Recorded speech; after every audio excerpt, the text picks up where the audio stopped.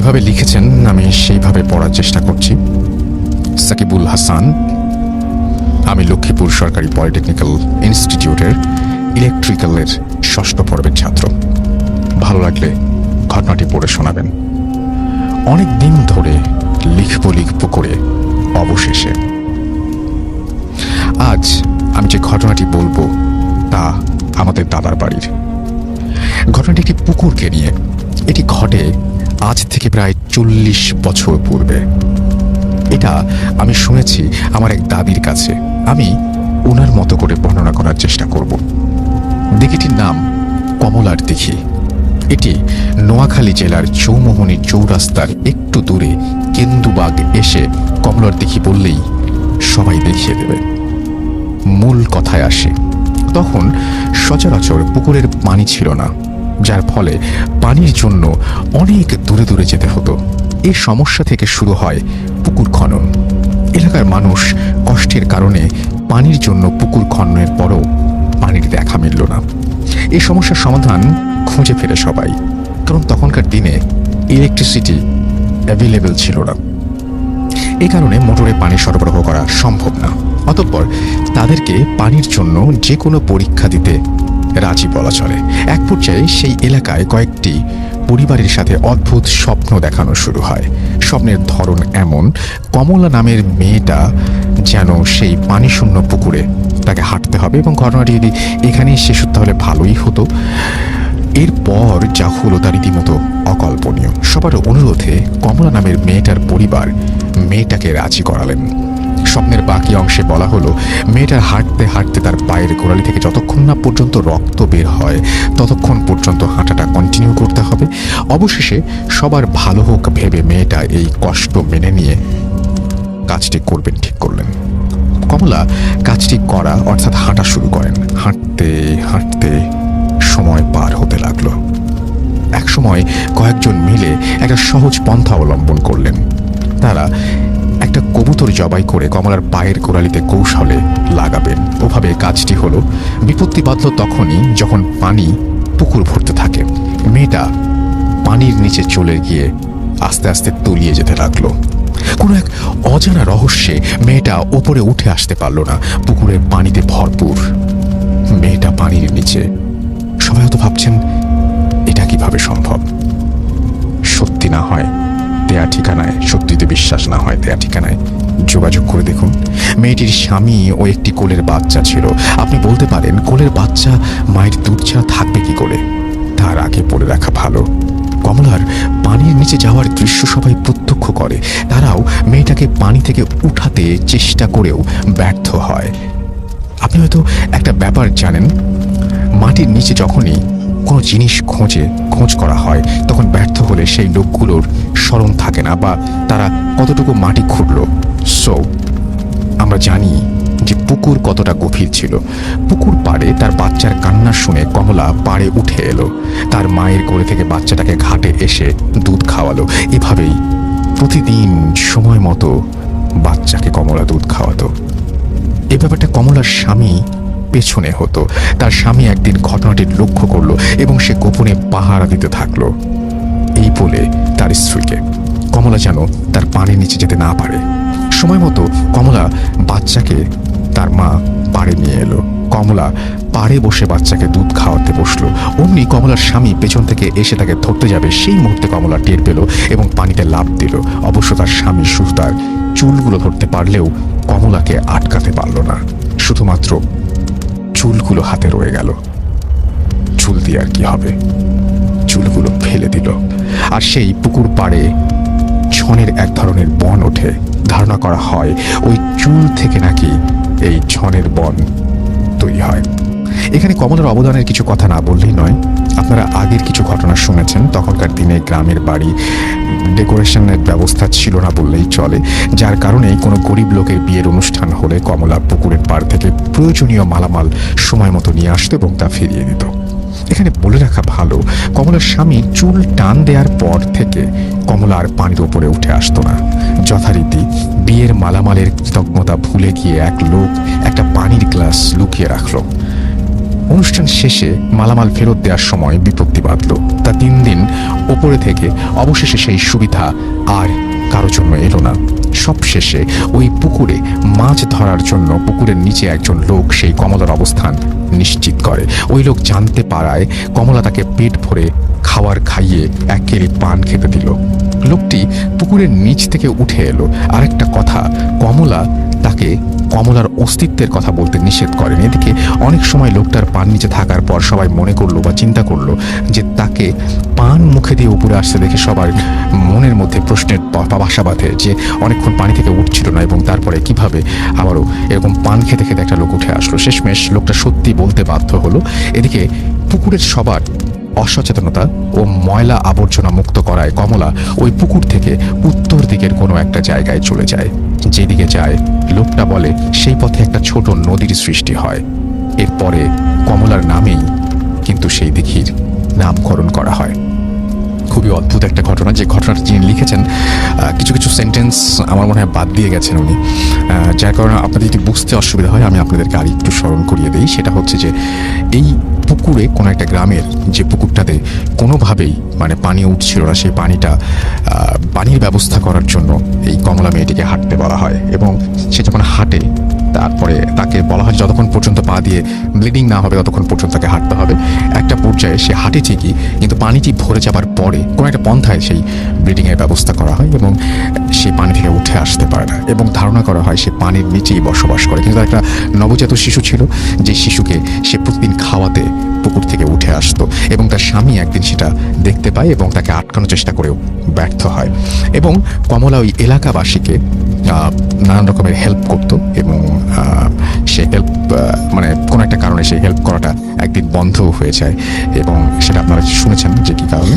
এবং এই জায়গাটা উনি খুব কনফিডেন্টলি বলছেন যে এই জায়গাটা যদি আপনি যান এবং এই দিঘিটি সম্পর্কে খোঁজ নেন তাহলে আপনি নিজেও জানতে পারবেন এবং এই ব্যাপার সম্পর্কে যদি কারো আগ্রহ থাকে তাহলে খোঁজ নিয়ে অবশ্যই জানতে পারবেন। এবং প্রিয় লিসেনার্স, এই এপিসোডে আপনারা শুনবেন গ্রামের ভয়ঙ্কর ঘটনাগুলো। এছাড়াও আরও অনেক ঘটনা শুনতে পাবেন। শুধুমাত্র বাছাইকৃত ভয়ঙ্কর ঘটনাগুলো দিয়ে সাজানো হয়েছে আজকের এপিসোড। আপনারা যারা বাছাই করা ঘটনাগুলো শুনতে চান তারা অবশ্যই এই চ্যানেলটি সাবস্ক্রাইব করে পাশে থাকুন। আর ইতিমধ্যে যারা সাবস্ক্রাইব করেছেন তাদেরকে জানাই অসংখ্য ধন্যবাদ। এই চ্যানেলে অসংখ্য ঘটনা পাবলিশ করা আছে, আপনারা চাইলে সেই ঘটনাগুলো শুনে আসতে পারেন। আমরা প্রতিদিন রাত 10টায় এই চ্যানেলে নতুন নতুন ঘটনা পাবলিশ করি। তো চলুন আজকের ভিডিওতে যে ঘটনাগুলো শেয়ার করেছি প্রথম থেকে শেষ পর্যন্ত শুনে আসি।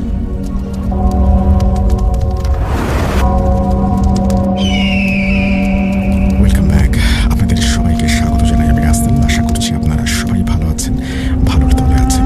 আমিও ভালো আছি আর ভালোর তলে আছি। চলে যাব আরও একটি ঘটনায়, যদি ভালো লাগে সাথে থাকবেন। আমি এখন যেটা করবো সেটা হচ্ছে চলে যাবো বাবু ভাইয়ের কাছে এবং তার কাছ থেকে একটা চমৎকার ঘটনা আমরা এই মুহূর্তে শুনে আসব। আশা করছি গতবারের ঘটনায় প্রচুর প্রশংসা করেছেন আপনারা, লিখছেন বাবু ভাইয়ের ঘটনা সম্পর্কে এবং এই ঘটনাটা আশা করছি আপনাদের ভালো লাগবে। বাবু ভাই, welcome back. Thank you Rasel ভাই। এই কাহিনীটা আপনার আমি শুনেছি হচ্ছে গিয়ে সুমিতের কাছে। জি। তো সুমিত, এটা হচ্ছে আপনার ঢাকার বাইরের একটা কাহিনী, যেটাও যথারীতি আপনার একটা অ্যাকচুয়ালি ট্রাভেলিং এর উপরই। তো জিনিসটা মানে আমার কাছে বেশ অবাক লাগলো কোইন্সিডেন্টলি, যে এর আগে যিনি বললেন ওনারও ছিল হচ্ছে ট্রাভেলিং এর। আমার প্রথম কাহিনীটাও কাইন্ড অফ লাইক দ্যাট ছিল। হ্যাঁ, এটাও সেরকম। আসলে সিলেক্ট করার সময় তো করা হয়েছে করার আর কি। যাই হোক, সুমিতের এই কাহিনীটা হচ্ছে যে বাংলাদেশের খুব বিখ্যাত একটা রাস্তার কথা, কিন্তু আমি অ্যাকচুয়ালি ওই রাউটটা উল্লেখ করব না, কারণ ওইখানে রেস্টুরেন্ট এই একটাই পড়ে বেশ বড়। এখন আমি যদি এটা নাম বলি অনেকে কিউরিয়াস হবেন। হ্যাঁ, যাই হোক, তো সুমিত যাচ্ছিল তাদের বাড়িতে এবং যথারীতি সে আপনার তার বাসটা ছিল রাতে এবং ঠিক ধরেন ঢাকা থেকে যখন যাচ্ছে যেতে যেতে একটা সময় যখন পৌঁছায় তখন অলরেডি রাত হয়ে গেছে, লাইক 12টা 1টা এরকম ভোরের দিকে তার ডেস্টিনেশনে পৌঁছানোর কথা আর কি। তো ও যেখানে যাচ্ছিল সেখানে রাসেল ভাই এমন একটা জায়গায় রেল স্টেশনটা, যে আপনার এরপরে রেল স্টেশনের পরের জায়গাটা হচ্ছে প্রান্তর। আচ্ছা। এটা কোনো একটা সময় বিলের মতো হয়ে যায় বৃষ্টির সময়, আর যখন নাকি মানে দুই পাশে পানি রাস্তার পাশে চলে আসে, আর শুষ্ক সময় শুষ্ক থাকে, ধুধু প্রান্তর থাকে। এবং অ্যাকচুয়ালি কিন্তু এরপর আর রেল স্টেশন নাই, দীর্ঘ সময় রাস্তাতেই চলতে হবে গাড়িটা। হ্যাঁ, এরকম একটা জায়গায়। এবং ওই রাস্তাতে অনেক দূর চলার পর দুই পাশে একটু বনের মতো জঙ্গলের মতো পড়ে এরকম। সো এবং রাসেল ভাই আপনি নিজে ট্রাভেল করছেন অনেক ব্যস্ত, একটু বলে রাখলাম আর কি। আচ্ছা তো যাই হোক, ও যখন ওখানে পৌঁছায় তখন রাতের বেলা রাসেল ভাই রাতের বেলা ওই রেল স্টেশনে পৌঁছায়। বেশ ওই রেস্টুরেন্টটা বেশ বড়, লাক্সারিয়াস, 1 তলা 2 তলা 3 তলা এরকম, এবং ওপরের দিকে একটু পরিচ্ছন্ন জায়গা, নিচের দিকে তো এভারেজ। তো উঠে যায় সুমিত, ওখানে ওদের গাড়িতে করে যাচ্ছিল, ওরা গাড়ি পার্ক করে উপরে উঠে যে আপনার তো ওই যে লাউঞ্জ যেখানে ওখানে বসে দেখে লাউঞ্জ ফাঁকা। এই রাতের বেলা খুব একটা বাসও থামে নাই, যেহেতু তার প্রাইভেট কারে ট্রাভেল করা হচ্ছে, অন্য কোনো বাসের স্ক্যাজুয়াল নাই। আচ্ছা সাধারণত যখন অনেকগুলো বাস থামে তখন ধরেন ডিফারেন্ট মানুষজনের আনাগোনা ঘটে। তো ও দেখতেছে যে পুরাটাই ফাঁকা ওই জায়গাটা। তো এক জায়গায় যে বসে যে কিছুক্ষণ চিন্তা করে কি করবে, হালকা লাইট স্ন্যাক্স এর কথা চিন্তা করে। তো ওখানে বিশেষ করে বাইরের স্ন্যাক্স খুব ভালো পাওয়া যায় না, আইসক্রিম, কফি, স্যান্ডউইচ এগুলোই আর কি। তো এইগুলো অর্ডার করে ওগুলো নিয়ে এসে আস্তে করে বসে একটা টেবিলে। তো যখন বসে আছে ও হঠাৎ করে খেয়াল করে যে একটা কোণা ছিল অন্ধকার, কিন্তু লাইট লাগানো, বেশ স্পট লাইটও আছে মাঝখানে। তো গ্লাসের এক পাশে দেখে অন্ধকারে যে নড়াচড়া টাইপের আর কি। আচ্ছা তো খেয়াল করে দেখে যে একটা মেয়ে বসে আছে। মেয়েটা বসে, হালকা আলো পড়ছে তখন সে আরো খেয়াল করতেছে, একটা আলো আধারি ছায়ার মধ্যে মেয়েটা বসা। অ্যান্ড তার শাড়ির রং হচ্ছে আপনার কাইন্ড অফ রেড, এটাও বোঝা যাচ্ছে। লালের মধ্যে হালকা আলো পড়াতে এটা মানে ডার্ক মেরুন লাগতেছে অন্ধকারে। আচ্ছা মেয়েটা বসে আছে, মেয়েটা তাকাচ্ছে ওদিক থেকে, ও তাকাচ্ছে। অ্যান্ড হি ফেল লাইক তাদের ভেতরে কোনো একটা মানে ভাবের আদান প্রদান হচ্ছে, এরকম একটা ব্যাপার। তো দেখছে ও খুব কফিতে চুমুক দিচ্ছে, খুব খোশ মেজাজে চলে যায় আর কি। তো বেশ কিছুক্ষণ ওখানে বসে থাকে, ও দেখে। তারপর ও একসময় চিন্তা করে যে ও মেয়েটার সাথে কথা বলতে চায় আর কি, that's what he wills to do. আচ্ছা এটা ইচ্ছা করে। তো ও যখন উঠে দাঁড়ায়, দেখে যে ও যাবে মেয়েটার ডেস্কের কাছে আর কি, টেবিলটার কাছে, দেখে মেয়েটা উঠে হাঁটা দেয় আর কি। তো তাকে চিন্তা করে মেয়েটা কই যাচ্ছে, ওকে ফলো করে কোথাও যাবে, নিচের লবিতে বা কোথাও। ও পিছে পিছে হাঁটে, কিন্তু ও যে দেখে যেখানে নাকি চেয়ার টেবিলগুলো লাইট বন্ধ করে উপর করে রাখা আর কি, এই জায়গাটা শান্ত বেশি টাইম হলে যে রাশ টাইমে ওগুলো ওপেন করে, জি ওই জায়গাটা দেখে মেয়েটা ওদিক দিয়ে ঢুকে গেল, ঢুকে পেছনে যে রেস্টরুমের যে অংশটা ওখানে চলে গেল। তো ও একটু কনফিউজ হয়ে যায়, ও চিন্তা করে এখানে তো আমার এখন যাওয়া যাবে না, বেসিক্যালি ওই জায়গাটা রেস্টরুম, বাট ওই জায়গায় রেস্টরুমের দুকের যে লাইট সেগুলো সবই বন্ধ, এই পাশটাকে ইউজ করতেছে না অ্যাকচুয়ালি। যেই যাচ্ছে হচ্ছে এই পাশে রেস্টরুম আছে, ওগুলোতে লাইট জ্বলতেছে যাওয়ার জন্য, এই পাশেটা পুরোটাই শাট ডাউন করে রাখছে না। এখানে গেল, কিছুক্ষণ চিন্তা করে দাঁড়ায় কি যাওয়াটা ঠিক হবে না, ও এই পাশে এসে আবার দাঁড়ায় থাকে। অনেকক্ষণ হয়ে গেল, কোনো খবর নাই, কিছু নেই। এক সময় সে দেখে যে মেয়েটা বের হয়েছে ওখান থেকে, বের হয়ে সামনে আসছে আর একটু, এসে ওকে হাত দিয়ে সিঁড়ির দিকে দেখাচ্ছে, লাইক গো, এরকম কিছু। আচ্ছা তো এটাতে ও একটু অস্বস্তি ফিল করে যে এরকম কেন, হোয়াট ইজ দিস, আমার সাথে তার কথা হয়নি, কিছু হয়নি। দেখো ও জিনিসটাকে ইগনোর করে ও চলে আসে, ও আরো কোথাও যাওয়ার চিন্তা করে, ও আসে ওর ডেস্কের মধ্যে বসে যেখানে বসছিল আর কি, সেখানে বসে থেকে অনেকক্ষণ চিন্তা করে, দেখে না ওই টেবিলটাতে মেয়েটার ব্যাক করে নেই। তো প্রায় 10-15 মিনিট এরকম বসে থাকার পর রাসেল ভাই সুমিত নেমে যায় সিঁড়ি দিয়ে নেমে নিচে আসে। নিচে এসে ওদের যে গাড়ি রাখছে, ওদের ড্রাইভার ছিল আর ও ছিল, তো যে ড্রাইভারের সাথে কথা বলে একটা সিগারেট কিনে ওখান থেকে। সিগারেটটা থেকে দেখে যে পাশে একটা ট্রাক, ছোট্ট একটা যে 1.5 টনি ট্রাক, যেগুলো ছোট pickup, open pickup truck, সেখানে মানুষজন একটু জটলা করতেছে। জি কয়েকজন মানুষ আছে, উপরে 2জন মানুষ, একটা হুজুর টাইপের লোক। হ্যাঁ, তো ও দেখে খুব একটা কি ব্যাপার এসে, তারপর দেখে যে মানুষ ওদের মধ্যে আবার কথাবার্তা, খুব ব্যস্ততার মধ্যে একটা কথাবার্তা, লাইক হুড়মুড়ে অবস্থা এরকম এসে। তো এরকম অবস্থায় হুজুরের সাথে কি জিজ্ঞেস করতেছে কারা, ও জাস্ট আগ্রহ করে সিগারেট খেতে যায়, যে বলে কি হয়েছে, কি কাহিনী, কি এখানে বলছে যে রাস্তা অ্যাক্সিডেন্ট করে মারা গেছে মানুষ। হ্যাঁ, তো লাশ সরা নিতেছে, এখান থেকে সরা নিতেছে এবং এটা এসে নিতে হবে। তো ও জাস্ট শুনে একটু অস্বস্তি ফিল করে। এদিক থেকে ও হঠাৎ করে তাকায় রাসেল ভাই যেটা দেখে, যে ট্রাকের পিছন দিকটা তো খোলা, ওরা ওই দিয়ে এরকম চটের মতো দিয়ে শোয়া রাখছে, রাইট, চাটাই দিয়ে। সেখান থেকে সে দেখে যে এটা একটু কেমন জানি গুজবাম্প আমার নিজেই লাগতেছে, যে ওই চাটার ভিতর থেকে লাল রঙের রক্ত শাড়ি, শাড়ি, আচ্ছা শাড়িরই দেখা যাচ্ছে, এবং একটা মেয়ে মানুষের মুখের এতখানি দেখা যাচ্ছে। সো ও এটা দেখে না রাসেল ভাই একটুই হয়ে যায়, পায়ের ওখানে, হ্যাঁ, মাথার কাছ থেকে মাথার কাছ থেকে দেখা যাচ্ছে। আচ্ছা আচ্ছা আর এখান থেকে শাড়ির পাড় দেখা যাচ্ছে। আচ্ছা ট্রাকটা এইভাবে পিছন দিক থেকে খোলা, তো চাটাইয়ের মধ্যে রাখছে বডিটা। তো ও দেখে একটু মানে শকড হয়, মানে খুব শকড হয়ে চিন্তা করে কি যে মানে লাল শাড়ি এবং ওই মাথাটা থেকে শকড হয়। ও জিজ্ঞেস করে কি আমি কি লাশ দেখতে পারি একটু? তো হুজুর বলে কেন? বলে না চেনা পরিচিত হইতে পারে, আই ডোন্ট নো, আপনারা তো পরিচয় জানেন না।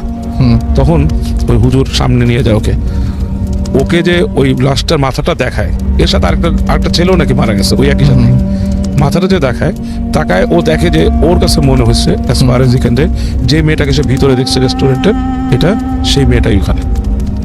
আচ্ছা, মানে ইটস লাইক ওই মেয়েটাই অ্যাক্সিডেন্ট করা মেয়েটা যাকে একটু আগে একটু আগে দেখছে, এবং সে প্রচন্ড একটা ধাক্কা খায়। খুবই খুবই ধাক্কা খাওয়ার মতো একটা প্রচন্ড ব্যাপার। একটা ধাক্কা খায়। ধাক্কা খাওয়ার পর ওকে জিজ্ঞেস করে চিনেন? বলে না আমি চিনি না।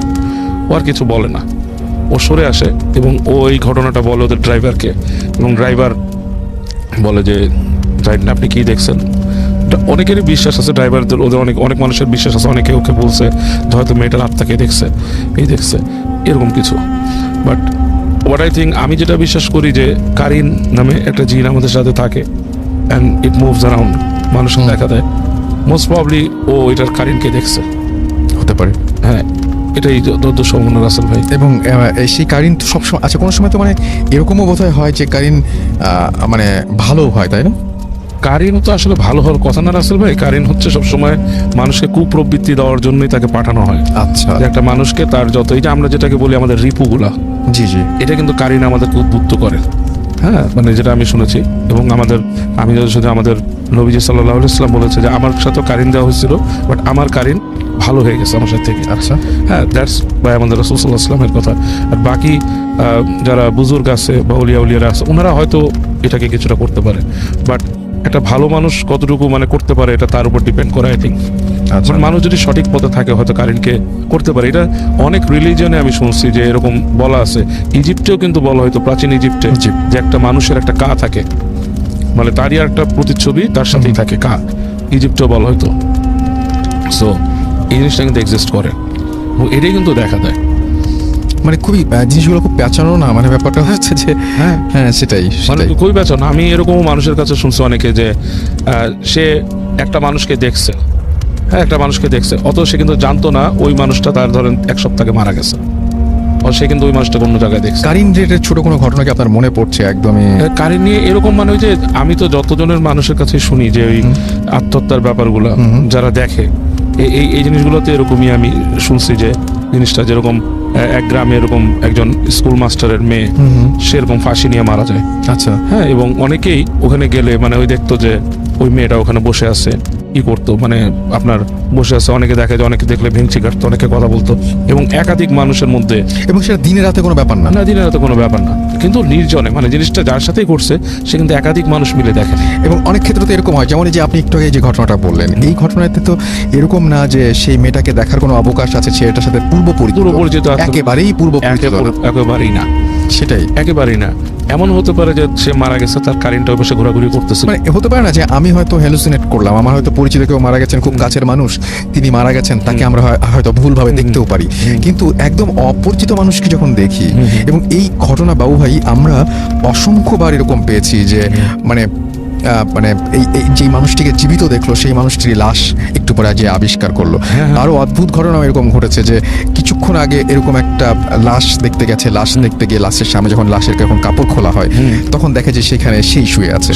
এরকম ধরনের অদ্ভুত ঘটনা এরকম ঘটেছে। কিছু জিনিস আবার একটু ডিফারেন্ট আসল ভাই, যেমন এটা আমার লাইফে আমার অনেক জায়গায় শোনা জি। যে অনেক পুণ্যবান ব্যক্তি যারা নাকি ধরেন খুব মানে বায়াস আল্লাহর ওলি টাইপের, আল্লাহর ওলি যারা ছিলেন, এদের মধ্যে অনেকেরই আমি শুনছি যে ওনাদের কিন্তু অনেকেই মৃত্যুর আগে ইনস্ট্রাকশন দিয়ে গেছে যে আমি মারা যাব, এরকম আমি শুনেছি। আমার লাশ এসে নিয়ে যাবে, এবং যখন লাশ নিয়ে যেতে দেখে তাদের মধ্যে একজনকে দেখে ওই ব্যক্তি নিজেই। হ্যাঁ, তো অনেক একটাই শুনছি আমি এরকমও শুনছি যে একজন এরকম পুণ্যবান ব্যক্তি মারা গিয়েছেন, ওনাদের পরিচিত একজন হজে যেয়ে তাকে দেখছেন। আচ্ছা, তো এই কেসটা কিন্তু আবার একটু ডিফারেন্ট রাসেল ভাই। এটা আসলে ধর্মীয় ব্যক্তিরা বেশি ভালো বলতে পারবে, ভালো বলতে পারবে যারা যারা জানেন। আমি জানি কিছুটা, বাট আমি যেহেতু এটার মানে I am not very expert on this thing, I don't want to make any comment. হ্যাঁ সেটাই না, বাট ফেয়ার এনাফ। হ্যাঁ সেটাই। থ্যাংক ইউ সো মাচ বাবু ভাই, থ্যাংকস ফর কামিং। আপনি অসুস্থ থাকার পরে আজকে কষ্ট করে এসেছেন, Thank you, Rasul. এবং আপনাকে অনেক অনেক ধন্যবাদের জন্য। Thank you. তো আমরা বাবু ভাইয়ের ঘটনা শুনলাম এবং কিছু এক্সপ্লেনেশনও শুনলাম, আপনারা যেটা এক্সপেক্ট করেন আমাদের কাছ থেকে মাঝে মাঝেই বলেন, তো আমরা সেরকম কিছু আলাপ আলোচনাও করলাম এবং আশা করছি আপনাদের ভালো লেগেছে।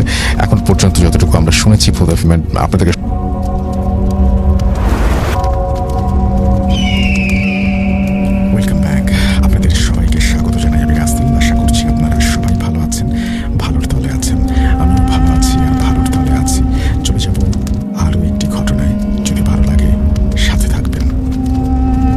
ঘটনাটা জাহিদ ভাইয়ের 2018 সালের শীতের শুরুর দিকের ঘটনা। একজনের রেফারেন্সে জাহিদ ভাইয়ের কাছে একজন ভদ্রলোক আসেন যার নাম আসলাম উদ্দিন। সাভারে থাকতেন তারা। তার এক ছেলে আছে, তার নাম হচ্ছে রিমন, আর এক মেয়ে রুমি, এবং তার এক ভাগ্নি আছে যার নাম মনিরা। তার ভাষ্যমতে মেয়েটা ক্যাটারনিক সিজোফ্রেনিয়াতে আক্রান্ত গত 11 থেকে 12 বছর। ক্যাটারনিক সিজোফ্রেনিয়া হচ্ছে, এটা সিজোফ্রেনিয়া রোগ, কিন্তু এইখানে পেশেন্ট কথা বলবে না অথবা বেশি অ্যাক্টিভ থাকবে, এবং দেখা যাবে তাদের অ্যাক্টিভনেস মাঝে মধ্যে অনেক বেশি বেশি হয়ে গেছে, অথবা তাদেরকে কিছু কিছু টাচ করলে তারা কোনো ধরনের রেসপন্ড করবে না আর কি। এইটা হচ্ছে সেই সিজোফ্রেনিয়ার একটা টাইপ। তাদের সাথে সেই মেয়েটি থাকে, কেননা বা তার বাবা মা কেউ নাই। তো আসলাম সাহেব দায়িত্ব নিয়েছেন মেয়েটার দেখাশোনা করার। তো আসলাম সাহেবের মেয়েটার বিয়ে ঠিক হয়েছে, কিন্তু বিয়েটা ঠিক হওয়ার পর থেকে একটা না একটা ঝামেলা লেগেই আছে। এটা হলো আসলাম সাহেবের মেয়ে যে রুমি। আপনারা একটু নামগুলো কানেক্ট করে নেবেন। যেদিন মেয়েটার বিয়ে ঠিক হয় তার 2 দিন পর একদিন রাতে মেয়েটার ঘুম ভেঙে যায়। সে দেখতে পায় তার ঘর থেকে হুইল চেয়ারে করে কেউ বেরিয়ে গেছে। মেয়েটা এরপর দেখতে পায় তার ছোট ভাই যে রিমন তার ঘর থেকে দৌড় দিয়ে এসে মূল ঘরের গেট খুলে বের হয়ে যায়। এটা দেখে সে কিছু না ভেবেই তার ভাইকে ডাকার জন্য বের হয়। সে বের হয়ে দেখতে পায় তার ভাই বাড়ির মূল গেটের কাছে থাকা একটা গাছের নিচে দাঁড়িয়ে আছে।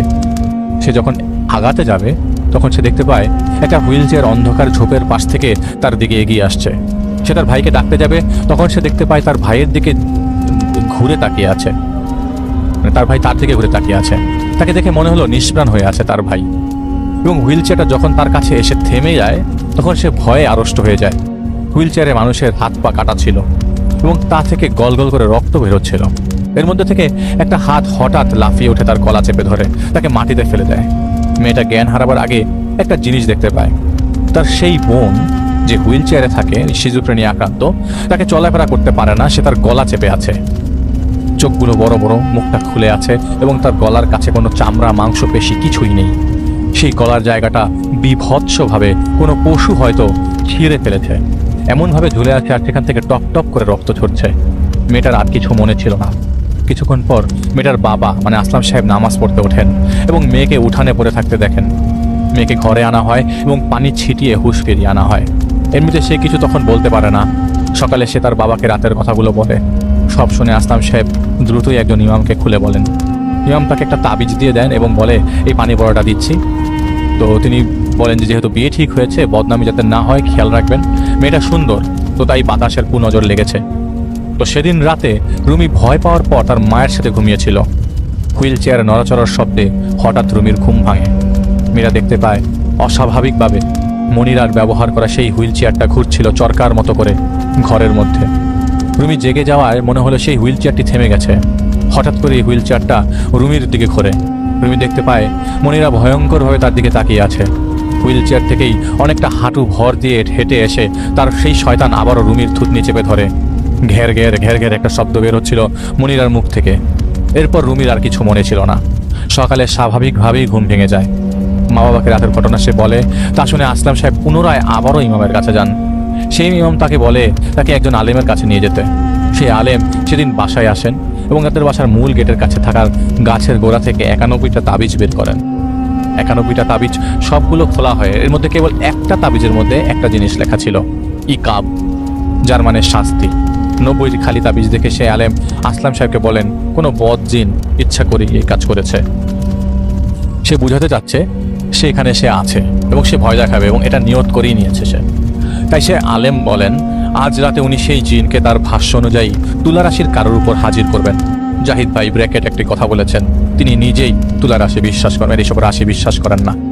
রাতে সেই আলেম শুরু করেন তার প্রক্রিয়া। ডাকা হয় আসলাম সাহেবের মেয়েকে ভয় দেখাচ্ছে যেই জিন তাকে। তো জাহিদ ভাই নিজেও পারে এসব জিনিস করে আনতে, কিন্তু জাহিদ ভাই কখনো তা করেন না, কারণ হিতে বিপরীত হয় বেশি। সে আলেম যখন তার মতো করে দোয়া দুরুদ পড়ছিল তখনই আচমকা একটা হুইল চেয়ার সেই ঘরের গেট খুলে যায়, গেট খুলে চলে আসে।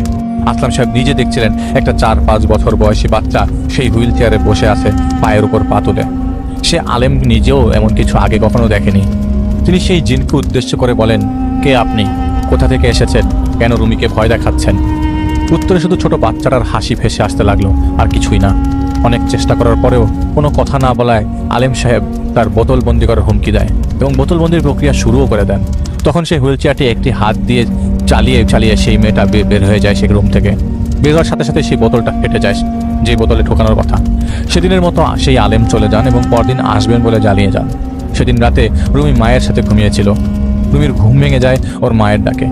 তাকিয়ে রুমি দেখতে পায় ওর মায়ের নাক দিয়ে রক্ত পড়ছে, তার একটা চোখ কোটরের বাইরে বেরিয়ে আছে, তার মাথার চুলগুলো সব এলোমেলো, তিনি নিজেই কেটে দিয়ে কেটেছেন। তিনি বলছিলেন, ও রুমি মা, দেখ আমার কি যেন হচ্ছে, আমার চোখে নাকে ব্যথা, আর এই চুলগুলো খুব কামড়াচ্ছে, কেটে দেন আমাকে। মেয়েটা আচমকা কেমন ঘটনায় বিছানার পাশ দিয়ে নামার সময় পড়ে যায় সেখানে বিছানার নিচে থেকে মনিরা এসে রুমিকে গলা টিপে ধরে মারতে শুরু করে এবং রুমির চুল ধরে টেনে হিঁচড়ে বাথরুমে নিয়ে আটকে রাখে। রুমি ভয়ের চোটে কেবল কেঁদেই যাচ্ছিল। রুমির কান্নার শব্দ রুমির মায়ের ঘুম ভেঙে যায়। পরে তাকে উদ্ধার করা হয়। রুমি সারা রাত ঘুমাতে পারেনি এসব এরপর থেকে। সকালেই সে আলেমকে রুমির অবস্থা সম্পর্কে জানানো হয়। সেদিন সন্ধ্যায় সে আলেম আবারও আসেন। এবার তিনি রুমির উপরে প্রভাবে থাকা যে জিনকে হাজির করেন। সেই জিন হাজির হওয়ার পর থেকে আসলাম সাহেবের দিকেই শুধু তাকিয়েছিল। আলেম জিজ্ঞেস করেন, এই মজলুম মানুষকে কেন কষ্ট দিচ্ছ, কি কারণে? এমন অনেক প্রশ্ন করার পর সেই জিন একবার শুধু বলে, অনেকটা ভাঙা বাংলায়, আমি জালিম হলে আমায় কাবু করে দেখাও। কিছুক্ষণ পর সেই আলিম যখন দেখলেন সেই জিনকে কাবু করতে পারতেন না, তখন তিনি জানতে চান, শুধু কারণটুকু বলো, কেন কষ্ট দিচ্ছ? সেই জিন উত্তর দেয়, সচ্চাই ঢুনলো, সচ্চাই কা পিটারা তোমারে সামনে হ্যাঁ, মানে তোমরা সত্যটা খোলো, সত্যর যে বাক্স তোমার সামনে আছে। হাম ইন লোগোকে নেহি ছোড়েঙ্গে। তো আপনারা হিন্দি বোঝেন অনেকে, এটা হিন্দিতে বলেছে যে আমরা এই মানুষকে ছাড়বো না, জিল্লাত আনেওয়ালি হ্যাঁ ইনকি জিন্দিগি মে, তাদের জীবনে অনেক বিপদ আসবে। এটা বলে সেই জিন চলে যায়। আলেম সাহেব বুঝতে পারেন এই জিন মুসলমান, যার কারণে কোনো তদবির কাজ করেনি, আর এই জিন কোনো কারণে খুব রেগে আছে। তো আসলাম সাহেব নিজেও বুঝতে পারেননি কি হচ্ছে। সেই আলেম মনিরার কথা জিজ্ঞেস করছিলেন, কারণ তার মনে হচ্ছিল মনিরার জন্যই হয়তো এমন হচ্ছে। মনিরাকে আলাদা রুমে রাখা হতো। একজন বয়স্ক মহিলা মেয়েটার যত্ন নিত। দিনের বেশিরভাগ সময় এক ধ্যানে তাকিয়ে থাকতো মনিরা। মাঝে মাঝে মেয়েটা ক্যাটাটনিক সিজোফ্রেনিয়া পেশেন্টদের মতো আচরণ করত, কথা বলতে পারতো না। আলেম সাহেব মেয়েটাকে দেখেন। আলেম সাহেব জানতে চান মনিরার এমন হলো কিভাবে। তখন আসলাম সাহেব বলেন, মেয়েটার মা মারা যাওয়ার সময়, জন্মের সময় বাবা পরে নিরুদ্দেশ হয়ে যায়। মেয়েটা গ্রামে তার নানানির মানে আসলাম সাহেবের বাবা মার কাছে মানুষ হয়। পরে মেয়েটাকে ঢাকায় নিয়ে আসা হয়। তো তাদের সাথেই থাকতো। মনিরার বিয়ে ঠিক হয়। বিয়ের কদিন আগে ছাদ থেকে পড়ে যায়, 2 তলার ছাদ, তাই তেমন সমস্যা হয়নি। কিন্তু ধীরে ধীরে ওর মানসিক সমস্যা দেখা দেয় এবং ধীরে ধীরে এইরকম অবস্থা হয়ে যায় ওর। আসলাম সাহেবের সবসময় মনে হতো ওনার কারণে মেয়েটার এমন হয়েছে। যদি উনি শহরে না আনতেন তবে মনিরা ছাদ থেকে পড়ে যেত না, আর ওর এই হাল হতো না। তাই তিনি মনিরার দায়িত্ব নেন। কিন্তু কেন মনিরার রূপ নিয়ে ভয় দেখাচ্ছে আসলাম সাহেবের মেয়েকে, তা বোঝা যাচ্ছিল না। তাই আলেম মনিরাকে দেখে এইটুকু বুঝতে পারেন যে এই মেয়েটার আশেপাশে খারাপ কিছুর ছায়া রয়েছে। তাই তিনি মনিরাকে তাবিজ দিয়ে যান এবং রুমিকে 2টা তাবিজ দিয়ে যান। এদিকে রুমির বিয়ে 12 দিন বাকি। কয়েকদিন পর একদিন রাতে রুমি তার মায়ের সাথে ঘুমিয়েছিল। রুমির আবারও ঘুম ভাঙে। এবার রুমি দেখতে পায় মনিরা দাঁড়িয়ে আছে, মুখ থেকে রক্ত গড়িয়ে পড়ছে, চুলগুলো মনিরার আধা কাটা, হাতে একটা কেচি নিয়ে ভয়ঙ্কর হাসি মাখা মুখ নিয়ে রুমির দিকে তাকিয়ে বলছে, চুলগুলো দে না আমাকে রুমি, দেখ আমার চুল নেই, আমার চুলকে যেন কেটে নিয়ে গেছে। রুমি মা বলে ভয়ার্থভাবে ডাকতে লাগলো তার মাকে, কিন্তু ওর মা সাড়া দেয়নি তখন। তো পাশে দাঁড়িয়ে থাকা মনিরা কেচি হাতে নিয়ে ইশারা দেয় রুমিকে যে পাশে তাকাতে। রুমি ঘাড় ঘুরিয়ে দেখতে পায় ফ্যানে ওর মা ঝুলে আছে। মাঝখান থেকে ওর মায়ের শরীর 2 ভাগ হয়ে একখানি ফ্লোরে আর 1 ভাগ ঝুলে রয়েছে ফ্যানে। এটা দেখে রুমি চিৎকার দিতে যাবে, ঠিক তখনই ওর ফ্যানে ঝুলে থাকা ওর মা বলতে শুরু করে, ও মা আমায় বাঁচা।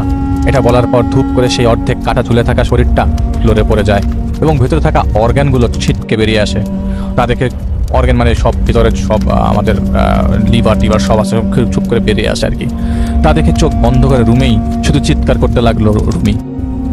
আসলে যখন রুমির সাথে এসব হচ্ছিল তখন ওর মা বাথরুমে ছিলেন। তিনি এসে দেখেন রুমি 2 হাত দিয়ে মুখ ঠেকে পা ছুটছিল এবং প্রচণ্ডভাবে চিৎকার করছিল। ওর চিৎকারে বাবা ভাইয়ের সাথে সাথে চারপাশের প্রতিবেশীদেরও ঘুম ভেঙে যায়। বেশ কয়েকজন এগিয়ে আসেন কি হয়েছে তা জানার জন্য, কিন্তু রুমি চিৎকার করতেই থাকে এবং একসময় জ্ঞান হারিয়ে ফেলে। রুমির বাবা রাতে আলেমকে আবারও ফোন করে। রুমির চিৎকার সেই আলেম ফোনেও শুনেছিল। তার পরামর্শে আরেকজনের কাছে রুমিকে নিয়ে যাওয়া হয়, কিন্তু ততক্ষণে রুমির অবস্থা খারাপ হয়ে গেছে। কাউকে চিনতে পারছিল না, মাকে ছাড়া। যেই হুজুরের কাছে নেওয়া হয় তিনিই ঝাড়ফুঁক করে দেন এবং যেই জিন রুমিকে কষ্ট দিচ্ছে সেই জিনকে তিনি বোতলবন্দি করেন। তাও রুমি সেই যেই মেন্টাল ট্রমার মধ্যে দিয়ে গিয়েছিল তা থেকে বের হতে পারেনি। এদিকে বিয়ের 7 দিন বাকি। সেদিন রাতে রুমির বাবার ঘুম ভাঙে গুনগুনিয়ে গান গাওয়ার শব্দে। তিনি উঠে দেখেন মনিরা হুইল চেয়ারে বসে গুনগুনিয়ে গান গাইছে। তাকে দেখে মনিরা বলে উঠে, এই এদিকে আয়, তোর জন্য একটা খুশির সংবাদ আছে। এই কথাটা শেষ হওয়ার পর ধূপ করে একটা বাইরের শব্দ হয়। রুমির বাবা মনে করেন সেই জিন হয়তো আবার মুক্ত হয়ে গেছে। তখন তিনি সাহস করে মনিরার কাছে যান। অনেকটা ইমোশনাল হয়ে তিনি জিজ্ঞেস করেন, কি করেছি যে আমার মেয়েটাকে আপনি কষ্ট দিচ্ছেন? একবার বলুন, কারণটা তো বলুন, কিসের জন্য এমন করছেন? আমাদের উপর জুলুম করবেন না, বলুন কি হয়েছে? মনিরা তার দিকে তাকায়, চোখগুলো লাল লাল লাল লাল চোখ। তো মানে আমরা বাস্তবেও দেখিনি। সেই চোখ দেখলে কেমন লাগে তা কেবল যে দেখেছে সেই বুঝে। তাকে সে হিন্দিতে বলে জুলুম, আগের কথায় যে জুলুম কি বাত তুম কহ रहे हो, दो आंखें रेते हुए भी तुम अंधे हो, सच्चाई दिखाई नहीं देता क्या? तो आप जब तकलीफ में हो तो खुद को मजलूम समझते हो, जब खुद जुल्म किए थे तब नहीं समझ आए थे। বলেছিল আপনি যখন কষ্ট পাচ্ছেন তখনই আপনার মজলুম মনে হয়, তো যখন আপনি জুলুম করেছেন তখন কি আপনার মনে ছিল না? বলেই ওনাকে গলা টিপতে ধরে মনিরের রূপী সেই জিন এবং দেয়ালে ঠেসে ধরে এবং আরও কিছু বলতে থাকে, কিন্তু দম আটকানো অবস্থায় থাকার কারণে কিছুই তার কানে নেই, কানে যায়নি সে কি বলছিল। সেই জিন তাকে নিচে ফেলে দেয় এবং চলে যায়। কিছুক্ষণ পর তিনি একটা ছেলের কান্নার শব্দ শুনতে পান। তার ঘরের জানালার পাশে ঠিক কোনোভাবে যে দেখতে পান তার ছেলে পড়ে আছে উঠোনে। তিনি দ্রুতই বাইরে যান এবং রুমির মা এবং তার আত্মীয় স্বজনদের ডাকেন সাহায্যের জন্য। পরে দেখা গেল রিমনের এক পা ভেঙে গেছে। তাকে পরে হাসপাতালে নেওয়া হয়। রুমি কিন্তু ভালো ছিল। রিমন জানায় রিমন রাতে সোফার উপর ঘুমিয়েছিল, ওর ঘুম ভেঙে যায়। রিমন দেখতে পায় মনিরা হুইল চেয়ারে করে ছাদের দিকে নিয়ে যাচ্ছে, যেটা সম্ভব ছিল না। তো রিমন রুমিকে ছাদে যেতে নিষেধ করতে থাকতে তাদের ডাকতে যায় আর কি। রিমন দ্বিতীয়তলার ছাদে যেয়ে দেখতে পায় রুমি মনিরাকে হুইল চেয়ার থেকে ফেলে দিয়ে মারছে। রিমন বাধা দিতে যাবে, ঠিক তখন রিমনকে রুমি চর মেরে ফ্লোরে ফেলে দেয়। রিমন দেখতে পায় রুমি মনিরার চুল কেটে দিয়ে সেই চুল হাতে নিয়ে নারকীয়ভাবে হল্লোড় করছিল। রুমি যেন নরপিশাচ হয়ে গেছে। সেই মনিরার মাথা ধরে ছাদের ফ্লোরে বারবার আঘাত করতে লাগলো। তারপর মনিরাকে হাত দিয়ে টেনে হিঁচড়ে সেই দ্বিতীয়তলা ছাদ থেকে ফেলে দেয়। এরপর খিলখিলিয়ে হাসতে হাসতে রিমনের কাছে রুমি আসে। সে রিমনকে দুই হাত দিয়ে ধরে সেই ছাদ থেকে ফেলে দেয়। এরপর রিমন আর কিছু মনে ছিল না আঘাতের কারণে। একদিকে বিয়ের অল্প কয়েকদিন বাকি। রুমির সমস্যা আর এখন ছেলের আহত অবস্থার কারণে আসলাম সে প্রচণ্ডভাবে বিচলিত হয়ে গিয়েছিলেন। মান সম্মান হানি, এমনকি মেয়ের নামে বদনাম রটে যাওয়ার ভয়ে ছিলেন। এবং তার এক প্রতিবেশী আত্মীয়র মাধ্যমে তিনি জাহিদ ভাইয়ের কাছে এসেছেন। বিয়ের তখনও 5 দিন বাকি। তো জাহিদ ভাই কথাগুলো শুনে কিছুই ধরতে পারছিল না। আর এখন অনেক নিয়মকানুন মেনে যাদের সমস্যা তাদের কাছে জাহিদ ভাই যান। আগের মতো মন চাইলে তিনি চলে যান না। রুমির নাম ঠিকানা জাহিদ ভাই আমির সাহেবের কাছে দেয়। তিনি অপেক্ষা করতে বলেন জাহিদ ভাইকে। আমির সাহেব ফিরে আসেন, তার কাছে থাকা রুমির ঠিকানা লেখা কাগজটি জ্বালিয়ে দেন। জাহিদ ভাইকে স্পষ্ট করে বলে দিলেন, তাদের বলে দাও তাদের জন্য বিন্দু পরিমাণ সময় আমরা নষ্ট করতে পারবো না, আমরা তাদের সাহায্য করব না। কি কারণ তা বলার ইচ্ছেও নেই। আস্থা করে যাক তারা। আর তোমাকে বলে দিচ্ছে বাহাদুরি দেখাতে যেও না, আমরা কোনো সাহায্য সেই ক্ষেত্রে তোমাকেও করব না। আমি জাহিদ ভাই পাল্টা কথা বলেনি, কারণ বুঝতে পারছিল তিনি যা জানেন তা বলতে চাইছেন না। এতটুকু জাহিদ ভাই বুঝতে পারে এবং তারা এমন কিছুর ফল ভোগ করেছে যা তাদের প্রাপ্য ছিল। তো জাহিদ ভাই তাদের কথার মায়াজাল ব্যবহার করেনি। তো সোজা সাপটা জাহিদ ভাই আসলাম সাহেবকে বলে, আমির সাহেব আপনাদের কাজ করতে চাইছেন না, অন্যদিকে আপনি দেখুন। আর উনি কারণ বলতে চান না কেন। তো কিন্তু এটা হয়তো আপনাদের করা অতীতের কোনো ভুলের কারণে হচ্ছে, এটা জাহিদ ভাই তাদেরকে বলেন। তিনি অনেক প্রশ্ন করলে উত্তর ছিল না জাহিদ ভাইয়ের কাছে। তো জাহিদ ভাই তাকে আশ্বস্ত করে তার মেয়ের বিয়ে ভাঙবে না। উনি চাইছিলেন যে বিয়েটা কোনোভাবে যেন হয়ে যাক, কিন্তু তাকে জাহিদ ভাই বলেছিলেন ছলনার আশ্রয় নেবেন না, হলে বিপদে পড়তে হবে, পস্তাতে হবে। কিছুদিন পর আসলাম সাহেব জাহিদ ভাইয়ের সাথে ফোনে যোগাযোগ করেন। রুমির অবস্থা মনিরের মতো হয়ে গেছে এবং বিয়ে ভেঙে গেছে, সেটা তিনি জাহিদ ভাইকে জানান। জাহিদ ভাই একটু চিন্তা করে শুধু সত্য জানার জন্য তাদের সাভারের বাসায় যায়। যাওয়ার পথে রাস্তায় তিনি জাহিদ ভাইকে বলেন, বিয়ের আগের দিন রুমির মা ছাদে গিয়েছিলেন। তিনি সেদিন যে দেখতে পান রুমি বসে আছে, তার সামনে একটা ছায়া বসেছিল। সেটা তিনি নিচে নেমে সবাইকে ডাকতে লাগলেন, কিন্তু আসলে রুমি নিচেই ছিল আত্মীয় স্বজনদের সাথে। একটা অনুষ্ঠান নিয়ে তারা ব্যস্ত ছিল রুমিকে তৈরি করতে। হঠাৎই রুমির শাড়িটা খুলে যেয়ে সিলিং ফ্যানের সাথে জড়িয়ে যায় এবং রুমির গলায় ফাঁস লেগে যায়। ঘরে তখন অনেক লোকজন ছিল, তাই সাথে সাথে রুমির শাড়িটা কেটে দেয় ওর গলার ফাঁস থেকে ছুটে যাওয়ার জন্য। ঠিক তখনই ঘরবর্তী লোকের সামনে ফ্যানের সাথে আটকে থাকা শাড়িতে আগুন ধরে যায় আর রুমির খিঁচুনি শুরু হয়। সে সময় রুমির মায়ের চুল ধরে কেউ টান দিয়ে সবার সামনে থেকে টেনে হিচড়ে নিয়ে যেতে থাকে। বেশ কয়েকজন দোয়া দুরুদ জোরে জোরে পড়তে থাকে এবং রুমির মাকে ধরে ফেলে। ঘরবর্তী লোকের সামনে এমন হওয়ায় বেশ কয়েকজন আত্মীয় চলে যান বিয়ে বাড়ি থেকে। বাকি সবাইকে পুরো ব্যাপারটা বোঝানো হয়। সকালে বরযাত্রী আসে বিয়ের জন্য, যাতে কোনো সমস্যা না হয় তাই এক হুজুরের পরামর্শে ছোট আকারের কোনো কোরআন শরীফ রুমির হাতে দিয়ে দেওয়া হয়। ঠিক যখন বিয়ের আনুষ্ঠানিকতা শুরু হবে তখনই ও মা বলে রুমি একটা চিৎকার দিয়ে আঁকাবাঁকা হয়ে যায়, ভয়ানক ভঙ্গিতে বসে পড়ে এবং বিয়ে বাড়িতে সবাই যেন জেনে যায় রুমির কোনো না কোনো সমস্যা আছে। তারপর বিয়ে ভেঙে যায় এবং সেই আঁকাবাঁকা অবস্থাতেই রুমি বসে থাকে এবং আবোল তাবোল বকতে থাকে। বাসায় ঢোকার পর জাহিদ ভাই দুই রকমের অনুভূতি পাচ্ছিল। মনে হচ্ছিল ভালো খারাপ দুইটা শক্তি আছে একসাথে। ছাদ থেকে কেউ তাকিয়েছিল জাহিদ ভাইয়ের দিকে এবং প্রচণ্ড রাগ নিয়ে, আর নিচতলায় একজন দাঁড়িয়ে জাহিদ ভাইকে দেখছিল, যার জন্য জাহিদ ভাই একটু থেমে যায়। নিচে যে দাঁড়িয়েছিল সে হাতে ইশারা করে বলছিল, আসো, কোনো সমস্যা নাই, মানে ভেতরে আসো। তো ঘরে প্রবেশ করে জাহিদ ভাই, আর তার তখন মনে হচ্ছিল সিঁড়িঘর থেকে কেউ তাকিয়ে আছে জাহিদ ভাইয়ের দিকে।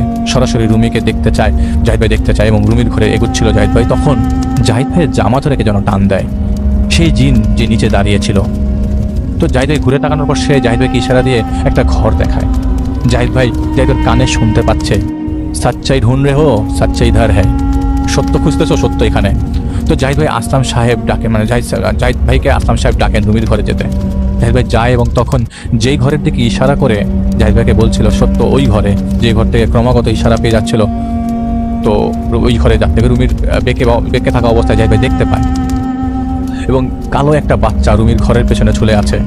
অন্য কিছু না ভেবে জাহিদ ভাই রিংটা হাতে পরে রুমির কপালে লাগিয়ে ধরে এবং জাহিদ ভাই একটা সূরা পড়তে থাকে। রুমিকে 5 মিনিটের মধ্যেই সেই খারাপ জিন ছেড়ে দেয় এবং রুমি ঠিক হয়ে যায় এবং কান্নাকাটি শুরু করে। জাহিদ ভাই সেই ঘর থেকে বের হয়ে ওই ঘরের দিকে, মানে ওই ঘর থেকে বের হয়ে সেই ঘরের দিকে যায়, সেই ঘরে যে ঘর থেকে ইশারা আসছিল। ঠিক তখনই জাহিদ ভাই রুমির মাকে দেখতে পায়। তো জাহিদ ভাইয়ের আয়াস দিয়ে তিনি যাচ্ছিলেন রুমির শুশ্রূষা করতে, আর জাহিদ ভাই ওনাকে দেখার সাথে সাথেই অর্ধেক পরিষ্কার হয়ে যায় সমস্যার সৃষ্টিকারী আর কেউ না, রুমির মা। জাহিদ ভাই অনেক কিছু টের পায় এবং বুঝে, কিন্তু তা প্রকাশ করে না, সব সময় প্রকাশ করেন না। চালাকি করতে হয়, বুদ্ধির প্রয়োগ করতে হয়। জাহিদ ভাই আসলাম সাহেবকে সেই ঘরের সামনে ডেকে আনে এবং বলে, কে থাকে এখানে? তো তিনি জাহিদ ভাইকে বলেন তার সেই অসুস্থ ভাগ্নি মনিরা। জাহিদ ভাই তখন প্রচুর ইনফরমেশন পাচ্ছিল, অনেক কথা, অনেক কল্পনা এবং এক সময় শুনছিল এবং দেখছিল। জাহিদ ভাই মাঝে মাঝে এমন একটা পর্যায়ে প্রবেশ করে যখন জাহিদ ভাইয়ের অনিচ্ছা সত্ত্বেও অনেক কিছু দেখে। কিভাবে দেখে, কে দেখায় জাহিদ ভাই তা জানে না। জীবনে জাহিদ ভাই অনেক কিছু হারিয়েছে, কিন্তু বিনিময়ে এগুলিই পেয়েছে। হয়তো বোঝাতে পারবে না জাহিদ ভাই, এক কথায় সিক্স সেন্স। তো জাহিদ ভাই বুঝতে পারছিল মনিরা ওনার আপন মেয়ে, কিন্তু তা বুঝতে না দিয়ে সেই ঘরে ঢোকে এবং জাহিদ ভাই সেই কালো বাচ্চাটাকে দেখতে পায়, যেই বাচ্চাটা রুমির ঘরের পেছনে দেখতে পাচ্ছিল। ভাই রিংটা বের করে আবার হাতে পড়ে এবং রুমির ডান হাতটা ধরে এবং কোরআন শরীফ খুলে একটি সূরা পড়ে ধীরে ধীরে ভক্তির সাথে বকতে শুরু করে। জাহিদ ভাই জানতো জাহিদ ভাইকে আল্লাহ সাহায্য করবেন, আর তাই হয়েছে। জাহিদ ভাই শুনতে পেল মনিরা নড়াচড়া করছে।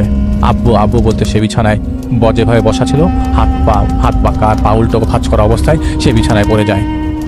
জাহিদ ভাই চোখ খুলে এবং দেখে আসলাম সাহেব অবাক হয়ে তাকিয়ে আছেন তা জাহিদ ভাইয়ের দিকে। তাকে মনিরাকে ধরে ঠিক করতে বলে সেই ঘর থেকে বের হয়।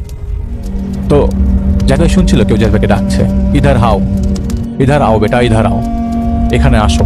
সেই শব্দের উৎস খুঁজতে শুরু করে জাহিদ ভাই এবং বাইরে বেরিয়ে দেখতে পায় সেই ভালো জিন তাদের বাড়ির মূল দরজার পাশে থাকা গাছের থেকে জাহিদ ভাইকে ডাকছে। জাহিদ ভাই সেই গাছের নিচে যায়, আর ঠিক তখনই সেই ভালো জিন জাহিদ ভাইয়ের চোখে হাত দেয়। জাহিদ ভাই দেখতে পায় একটা মেয়েকে একজন মহিলা মারধর করছে। পাশে দাঁড়িয়ে আরেকটা মেয়ে সেটা দেখছে। কেচি দিয়ে কেউ তার চুল কেটে ফেলেছে। ছেঁড়া কাপড় পরে একটা ঘরে সেই মেয়েটা অন্ধকার বসে আছে। গেট খুলে সেই মহিলা মেয়ে তাকে মারতে মারতে কোথায় যেন নিয়ে গেল এবং ধপ করে একটা শব্দ হলো। এরপর সেই জিন তার হাত সরিয়ে নেয়। সে বলে, क्या দেখা তুমনে বেটা? তো জাহিদ ভাই বলেন, তুমি কি দেখেছো বাবা? তো জাহিদ ভাই বলে, সব কিছু। তিনি বলেন, অনেকটা এমনভাবে মনিরা আসলাম সাহেবের প্রথম সন্তান। জন্মের সময় বেচারির মা মারা যায়। এরপর তিনি দ্বিতীয় বিয়ে করেন। মনিরাকে রুমির মা হিংসা করতো, কিন্তু মনিরা সবার আদরের ছিল, তাই সে তার হিংসাটা বোঝাতে দিত না। মনিরার বাবা যখন বিদেশে ছিলেন, মনিরার বয়স 16-17, রুমির বয়স 15-16 হবে। মনিরার নামে অনেক কিছু জমি লিখে দিয়েছিলেন। সেই জমি নিজের মেয়ের নামে নেওয়ার জন্য একদিন তিনি কবিরাজের মাধ্যমে জিন চালান দিতে চান। কবিরাজ মনিরার মাথার চুল চান। তখন রুমির মা অনেক মারধর করে মনিরার মাথার চুল কেটে নিয়ে মনিরাকে বেঁধে রাখেন। সেই চুল কবিরাজকে দেওয়ার 1 ঘন্টা পর থেকে মনিরা আবোল তাবোল বলতে শুরু করে এবং খুব চিৎকারে চেঁচামেচি করতে থাকে এবং দৌড়ে ছাদে চলে যায় এবং সেখান থেকে লাফ দিয়ে মনিরা পা ভেঙে যায়। এটা সেই খারাপ জিন করায় যাতে করে কেউ কিছু বুঝতে না পারে। তো যখন কবিরাজ রুমির মাকে যা করতে বলতো তাই করায় রুমি সেখানে থাকতো আর কি। সে তো বুঝতো তার মা মনিরা ক্ষতি করছে, সে বাধা না দিয়ে তার মায়ের সাথে থাকতো কেন? এই জন্য এই শাস্তি তাকে দেওয়া হচ্ছে। এক ভাগ কষ্ট রুমি দেয়নি এবং যেই পরিমাণ কষ্ট মনিরার পেয়ে এসছে এতদিন, তো প্রতি রাতে মনিরাকে ভয় দেখিয়ে সেই জিন নিজের কবজায় নিয়ে যায় এবং এই দীর্ঘ এতগুলো বছর মেয়েটার জীবন থেকে কেড়ে নেওয়া হয়। এই ভালো জিন মেয়েটাকে একদিন বাড়ির ছাদে দেখেছিলেন, সেই থেকে তিনি চেষ্টা করে যাচ্ছিলেন মেয়েটাকে বাঁচাতে, তাই তিনি নিজেই এসব করছিলেন যা রুমির সাথে হয়েছিল, যিনি উর্দু কথা বলে। কিন্তু বিয়ের দিন তিনি কিছুই করেননি। বিয়ের দিন সেই খারাপ জিনটাই রুমিকে ভর করেছিল, ইচ্ছা করেই সে এই কাজটি করেছে। এগুলো শোনার পর ঘৃণা জন্মে গিয়েছিল এই বাড়ির প্রত্যেকটা মানুষের জন্য। এই জন্যই জাহিদ সাহেবের আমির সাহেব তাদেরকে কিছু করতে বারণ করেন এবং এই জন্যই তিনি চাননি যেন এই কথাগুলো তারা চাননি যেন এই কথাগুলো ওই জাহিদ ভাই আমির সাহেব চাননি যেন এই কথাগুলো জাহিদ ভাই না জানেন। তো জাহিদ ভাই বলছিল এখন কি হবে মনিরা? তো উনি বলেন, তুমি মনিরা আর রুমির কাছ থেকে ওই বদমাইশ জিনকে সরিয়ে দাও, তোমাকে সাহায্য করব আমি। আসলাম সাহেবের সাথে কথা না বলে জাহিদ ভাই রুমি এবং মনিরের উপর একটি সূরা 41 বার ফু দিয়ে এবং অন্যান্য কিছু কাজ করে চলে আসে। জাহিদ এতটাই বিরক্ত ছিল, বুঝলো রুমির মা খারাপ। আসলাম সাহেব কি করলো? নিজের আপন মেয়েকে বাইরের মানুষের সামনে বলতো ভাগ্নি, পরিচয় দিত না। এই জন্য যেন লোকজন তার সন্তানদের এটা না বলতো যে ওদের ঘরে পাগল রোগী আছে, এটার কারণে এই কাজটা করা, এটা জঘন্যতম একটা কাজ। জাহিদ ভাই চলে আসে সেই পরিবেশটা থেকে। মনিরা দ্রুত সুস্থ হয়ে ওঠে এবং রুমিও। কিন্তু নাটের গুরু রুমির মা অসুস্থ হয়ে পড়েন। একদিন রাতে রুমির মায়ের ঘুম ভেঙে যায়। তিনি দেখতে পান রুমি বসে আছে আর তার সামনে রিমন মরে পড়ে আছে। রুমি ধারালো কিছু দিয়ে রিমনের পেট কেটে ফেলে ওর নাড়ি ভুড়ি বের করে ওর গলায় মালা দেওয়ার মতো করছে নাড়ি ভুড়িগুলো দিয়ে। আর তখন রুমির মা সাথে সাথে মায়ের চোখাচোখি হয়ে যায়। রুমির মা ভয়ে নড়াচড়া করতে পারছিল না। রুমি ধীরে ধীরে উঠে হাঁটু ভর দিয়ে এগিয়ে আসে তার মায়ের দিকে। রুমির মা নড়তে চড়তে পারছিল না। সে ধারালো কিছু দিয়ে রুমির মায়ের চুল কেটে ফেলে। এরপর তাকে টেনে হিঁচড়ে দাঁড় করিয়ে তার ডান হাত মোচড় দিয়ে ভেঙে দেয়। এতে তিনি চিৎকার শুরু করে দেয় এবং ব্যথার জ্বালায় জ্ঞান হারিয়ে ফেলে। জ্ঞান ফেরার পর তিনি সেই ঘটনা সবাইকে বলেন, কিন্তু তার পাশে থাকা আসলাম সাহেব তার স্বামী বলেন আরেক কথা। সেই রাতে তার ঘুম ভেঙে যায় তাদের পোষ্য কিছু মুরগির ডাকে। তিনি ঘুম থেকে উঠে দেখতে পান রুমির মা চুল খোলা, মুখ লাল দিয়ে কিছু দিয়ে মাখানো, হাতে কেচি নিয়ে নারকীয়ভাবে লাফাচ্ছে এবং তাদের পোষ্য কিছু মুরগি হাতে নিয়ে একটার পর একটা মুরগির মাথা কেচি দিয়ে কেটে দেয়ালে ছুঁড়ে মারছে আর কিছু একটা মন্ত্রের মতো বলছে। এটা করার পর তিনি দেখতে পান রুমির মা সেই দেয়াল ছুঁড়ে মারা মৃত মুরগি একটা তুলে নেন এবং কামড় দিয়ে মুরগির নাড়ি ভুড়ি বেরগুলো বের করে মালার মতো করে গলায় ঝুলাতে লাগলেন। এরপর তিনি উঠে দাঁড়ান এবং নিজেই কেচি দিয়ে নিচের চুল কেটে ফেলেন। রুমির বাবা গেট লাগিয়ে ফেলেন যাতে রুমি এগুলো দেখতে না পায়। তিনি রুমির মাকে ধরতে যাবেন, ঠিক সেই মুহূর্তে বাতাসের মধ্যেই রুমির মায়ের ডান হাত মোচড় দিয়ে ঘুরে যায় এবং তিনি ব্যথায় চিৎকার করে ওঠেন।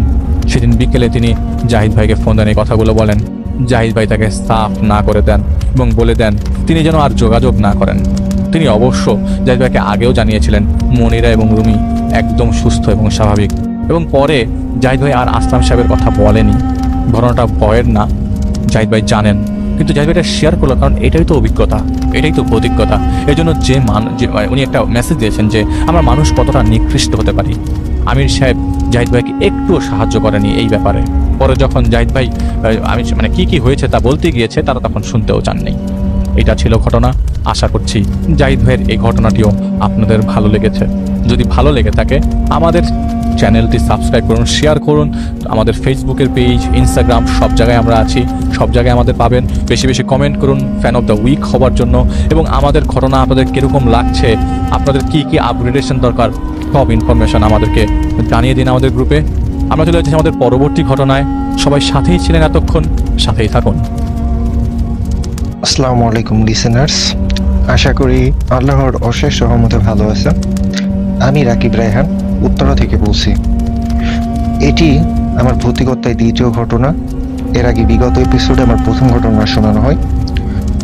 বর্তমানে যে ঘটনাটি আমি শেয়ার করব, ঘটনাটি আমাকে পাঠিয়েছেন রাকিব সরকার নামে একজন। আজ মূলত পুরোপুরি বাস্তব এবং সত্য ঘটনা তুলে ধরার উদ্দেশ্যে ঘটনাটি তিনি আমার কাছে শেয়ার করছেন। আশা করি ঘটনাটি আপনাদের সকল লিসেনারদের খুবই ভালো লাগবে এবং আগেই বলা দরকার, যেহেতু আমরা মুসলিম, আমাদের পবিত্র কোরআনে জিন সম্পর্কে উল্লেখিত আয়াত আছে, অতএব জিনকে অবিশ্বাস করা আমাদের জন্য কাম্য নয়। যাই হোক, কথা না বাড়িয়ে ঘটনার দিকে যাই। ঘটনাটি মূলত তিনি কোনো এক আলেমের মুখ থেকে শুনেছিলেন। তিনি তাদের পার্শ্ববর্তী এলাকার এক বাসিন্দা। হঠাৎ করে একদিন চায়ের আড্ডায় আলেম ঘটনাটি তাকে বলেছিল। আমি তার মতো করেই বলার চেষ্টা করছি। তো ঘটনাটি ঘটে নেত্রকোনা জেলার কোনো এক গ্রামে। আমরা জানি নেত্রকোনা জেলা বর্ডার এলাকায়, ওখান থেকে ভারতের সীমান্ত খুব কাছাকাছি। তো ঘটনার সময়কাল 1990।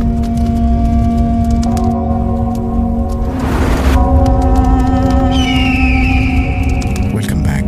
আপনাদের সবাইকে স্বাগত জানাই আমি রাস্তাউল। আশা করছি আপনারা সবাই ভালো আছেন, ভালোর দলে আছেন। আমিও ভালো আছি আর ভালোর দলে আছি। চলে যাব আরও একটি ঘটনায়। যদি ভালো লাগে সাথে থাকবেন। এখন যে ঘটনাটি আপনাদের সাথে শেয়ার করতে যাচ্ছি, এই ঘটনাটি আমাদেরকে যিনি পাঠিয়েছেন ওনার নাম হৃদয়। ওনার বাড়ি পটুয়াখালী জেলার বাউফল উপজেলার নাজিরপুর ইউনিয়নের বাকলা তাঁতেরকাঠি গ্রামে, আর এখানেই ঘটনার স্থান। ঘটনাটির সময়কাল 2004 কি 5 সাল এমনটা হতে পারে। আর ঘটনাটি 100% সত্য একটি ঘটনা, এটি উনি আমাদেরকে জানিয়েছেন। আর ঘটনাটি যার সাথে ঘটেছে ওনার নিজের চাচা, তার নাম হচ্ছে সেলিম। তবে সেলিম চাচা এখন আর জীবিত নাই।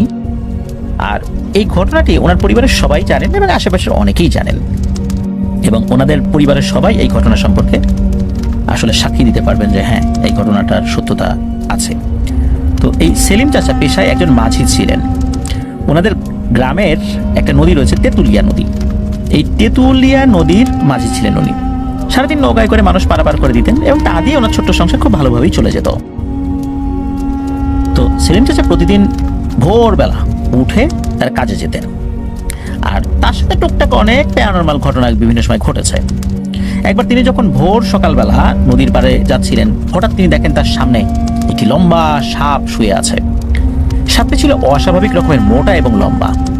সাপটি লম্বায় রাস্তার এপার থেকে ওপার প্রায় 12 ফিট হবে। ওটা 12 ফিটের রাস্তা ছিল।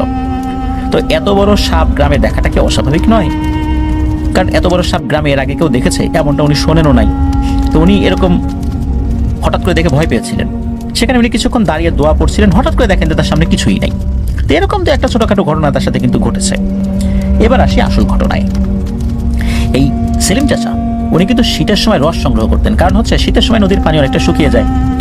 তো তখন উনি অন্য প্রফেশনে চেষ্টা করতেন যে সেখান থেকে কিছু অন্য প্রফেশন থেকে আয় করার জন্য বৈধ পন্থায়।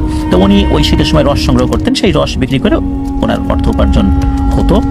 আর ওই সময় যতটুকু খেয়া পার করা যায়, যতটুকু সময় বা যদি করা যেত, না হলে নাই, এরকম আর কি। তো ওখানে আরেকজন ব্যক্তি ছিলেন, এই যে আমাদের যিনি ঘটনা পাঠিয়েছেন হৃদয় ভাই, ওনার দাদার নাম হলো আনসার। তো এই আনসার দাদা এই সেলিম চাচাকে বলে, সেলিম তুই কালকে সকালবেলা আমাকে 1 কলসি রস এনে দিস। আমার বাড়ি কুটুম আসবে, মানে মেহমান আসবে, ঘরে পিঠা বানাবে।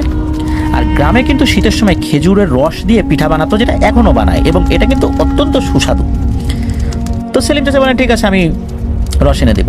তো সেলিম চাচা সন্ধ্যায় যখন খেজুরের গাছে রস সংগ্রহের জন্য হাঁড়ি পেতে আসছেন, আর ওই হাঁড়িতে ফোটা ফোটা রস পড়বে, সেটা সকালবেলা বা ভোরবেলা উনি সংগ্রহ করবেন। সেরকমই পরিকল্পনা করেছেন যে ওখান থেকেই একটা বড় এক হাঁড়ি মানে রস, এটা উনি আনসার দাদাকে দিবেন। তো বলে রাখা ভালো, ওই জায়গাতে মোট 3টি খেজুর গাছ ছিল। তো খেজুর গাছগুলো ছিল এই হৃদয় ভাইদের বাড়ির সামনে রাস্তাটার ওপারে ক্ষেতের মাঝখানের একটি ভিটায়। ওই ভিটাটা সেলিম চাচার আপন ভাইয়ের। এই জন্য সেই ভিটার খেজুর গাছগুলোর রস উনি সংগ্রহ করতেন এবং বিক্রি করতেন নিজের আপন ভাইয়ের, আর ওনার ভাইয়ের অনুমতি ছিল, সুতরাং তার নিজের গাছও বলা চলে আর কি। তো সেলিম চাচা সন্ধ্যার সময় সেই হাঁড়িগুলোতে হাঁড়ি পেতে আসলেন। ঘরে এসে সেলিম চাচা তার স্ত্রীকে বললেন, এই আমাকে সকাল সকাল কিন্তু উঠায় দিও, আনসার চাচা তো রস চেয়েছে, তার ঘরে নাকি পিঠা বানাবে, কুটুম আসবে। তো ওনার স্ত্রীকে কথা বলে রাতের খাবার শেষ করে উনি ঘুমিয়ে পড়েছেন। তো রাত আসলে আনুমানিক কয়টা বাজে এটা উনি আসলে জানেন না। হঠাৎ করে সেলিম চাচাকে কি যেন ডাক দিল। প্রথমে একটা ডাক দিয়েছিল, ওই প্রথম ডাকেই কিন্তু সেলিম চাচার ঘুম ভেঙে গিয়েছিল। আর ঘুম চোখে আসলে অতটা খেয়াল করেন নাই যে আসলে কয়টা বাজে, কি আসলে বিষয়, এই আর কি। আর ওনার কাছে ঘড়িও ছিল না। তো আবার একটা ডাক দেয়, যাই সেলিম। তো সেলিম চাচা বলে যে ডাকে কে আমাকে? তখন আর কি উত্তর আসে, আমি আনসার। তো সেলিম চাচা বলে যায়, আরে আনসার চাচা আপনি এত রাত্রে?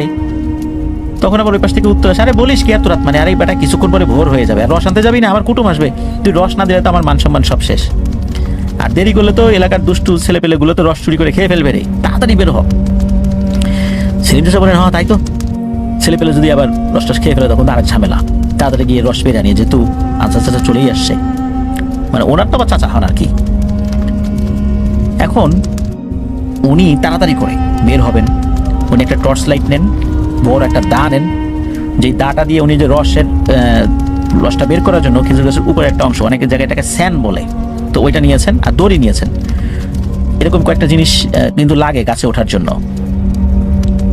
তো উনি তো এগুলো নিয়ে বের হয়েছেন। তো উনি যখন যাচ্ছেন তখন ওনার স্ত্রীকে উনি ডাক দিচ্ছেন, ওনার স্ত্রী কিন্তু তখন ঘুমাচ্ছে। তখন ওনার স্ত্রীকে বলেন, যাই আমি বের হচ্ছি, বাইরে আনসার চাচাও আসছেন, ওনার সাথেই যাই, যেহেতু উনি আসছেন ওনাকে নিয়েই যাই, সেটাই ভালো হবে। সেলিম চাচার বউ যখন এটা শুনছেন তখন উনি তো আর এত কিছু ভাবেন নাই, তো উনি চিন্তা করছেন যে আনসার চাচা তো বাড়ির মানুষই, তো আসছে যাক না, অস্বাভাবিক তো আর কিছু নেই। তো সেলিম চাচা তার হাতে টর্চ লাইট তো নিয়েছেন, আরো আনুষঙ্গিক জিনিসগুলো নিয়ে দরজা খুলে যখন বাইরে বের হয়েছেন দেখেন আরে কেউ তো নাই বাইরে, আনসার চাচা কই? তখন উনি বলছেন, ও আনসার চাচা কই, আপনি ডাক দিলেন? তখন দূর থেকে মনে হচ্ছে কেউ বলছে, এই রে আমি এই জায়গায় এদিকে।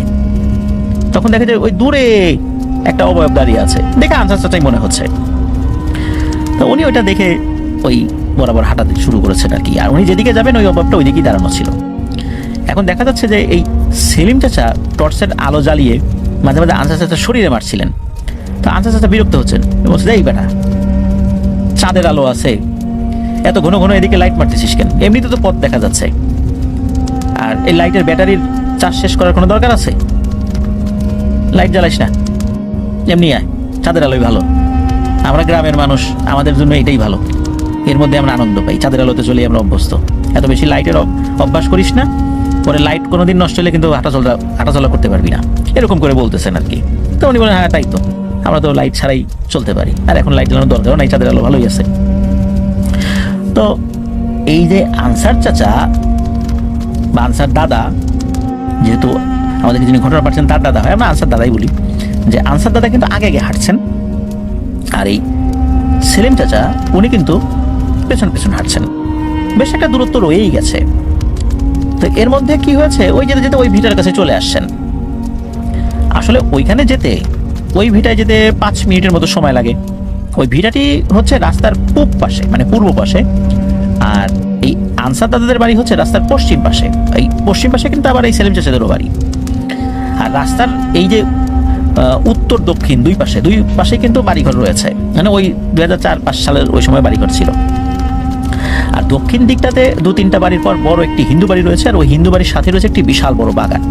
ওই বাগানকে ঘিরেও ঘটনা আছে বলে শোনা যায়। তো এই যে সেলিম চাচা ওই ভিটায় গিয়ে পৌঁছেছেন, তখন উনি দেখলেন যে এই যে আনসার চাচা উনি খেজুর গাছের নিচে দাঁড়িয়ে আছেন।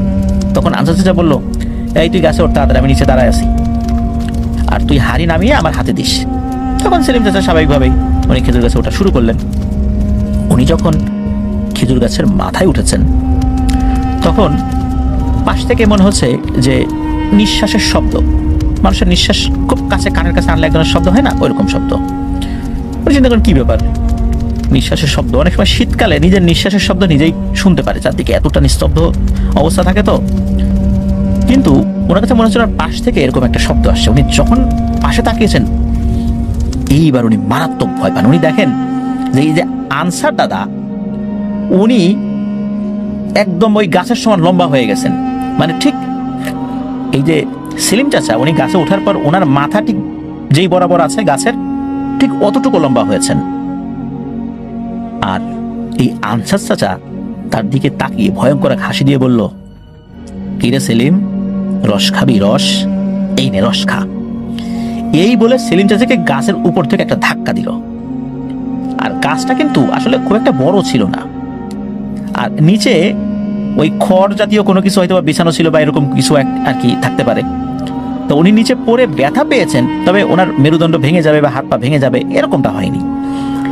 সেলিম চাচা তো বুঝে গেছেন যে হায় আল্লাহ, এইবার আমি কার পাল্লায় পড়ছি, এটা তো মোটেও স্বাভাবিক কিছু না, আজ মনে হয় আমি বাড়ি ফিরতে পারবো না। এটা ওই আনসার চাচার রূপ ধরে আসছে। আসলে আনসার দাদার রূপেই ওই অবয়বটা এসেছিল। সেলিম চাচা কি করেছেন, ওনার হাতে যে লম্বা একটা এই যে দা ছিল, যেটাকে স্যান বলা হয়, ওটা তো ছিলই। উনি ওই এলো পাথারি কোপানো শুরু করছে, মানে শূন্যে, যে সামনে যে আসবে তার হাত পা মাথা কেটে পড়ে যাবে, এরকম একটা অবস্থা।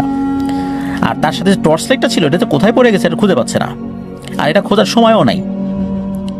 তবে এই যে এলো পাথারি দা চালাচ্ছে, তাতে করে কিন্তু কোনো লাভ হচ্ছে না। ওই অবয়বটা সেলিম চাচাকে অনায়াসে তার বুকের উপর মারে একটা ধাক্কা, আর এক ধাক্কায় 10 থেকে 12 ফুট দূরে গিয়ে উনি ছিটকে পড়েন। আবার যখন উঠে দাঁড়ান, আবার মারে এক ধাক্কা। তো এইভাবে বারবার ধাক্কা মারছে।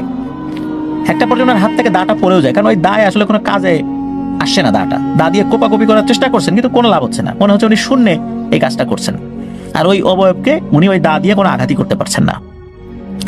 এভাবে ধাক্কা মারতে মারতে বেশ অনেকটা দূর ওনাকে নিয়ে আসেন।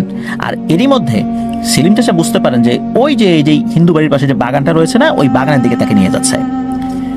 সেলিম চাচা তো বুঝে যায় যে একবার যদি এই পিশাচটা তাকে ওই বাগান নিতে পারে, তাহলে তার মৃত্যু নিশ্চিত।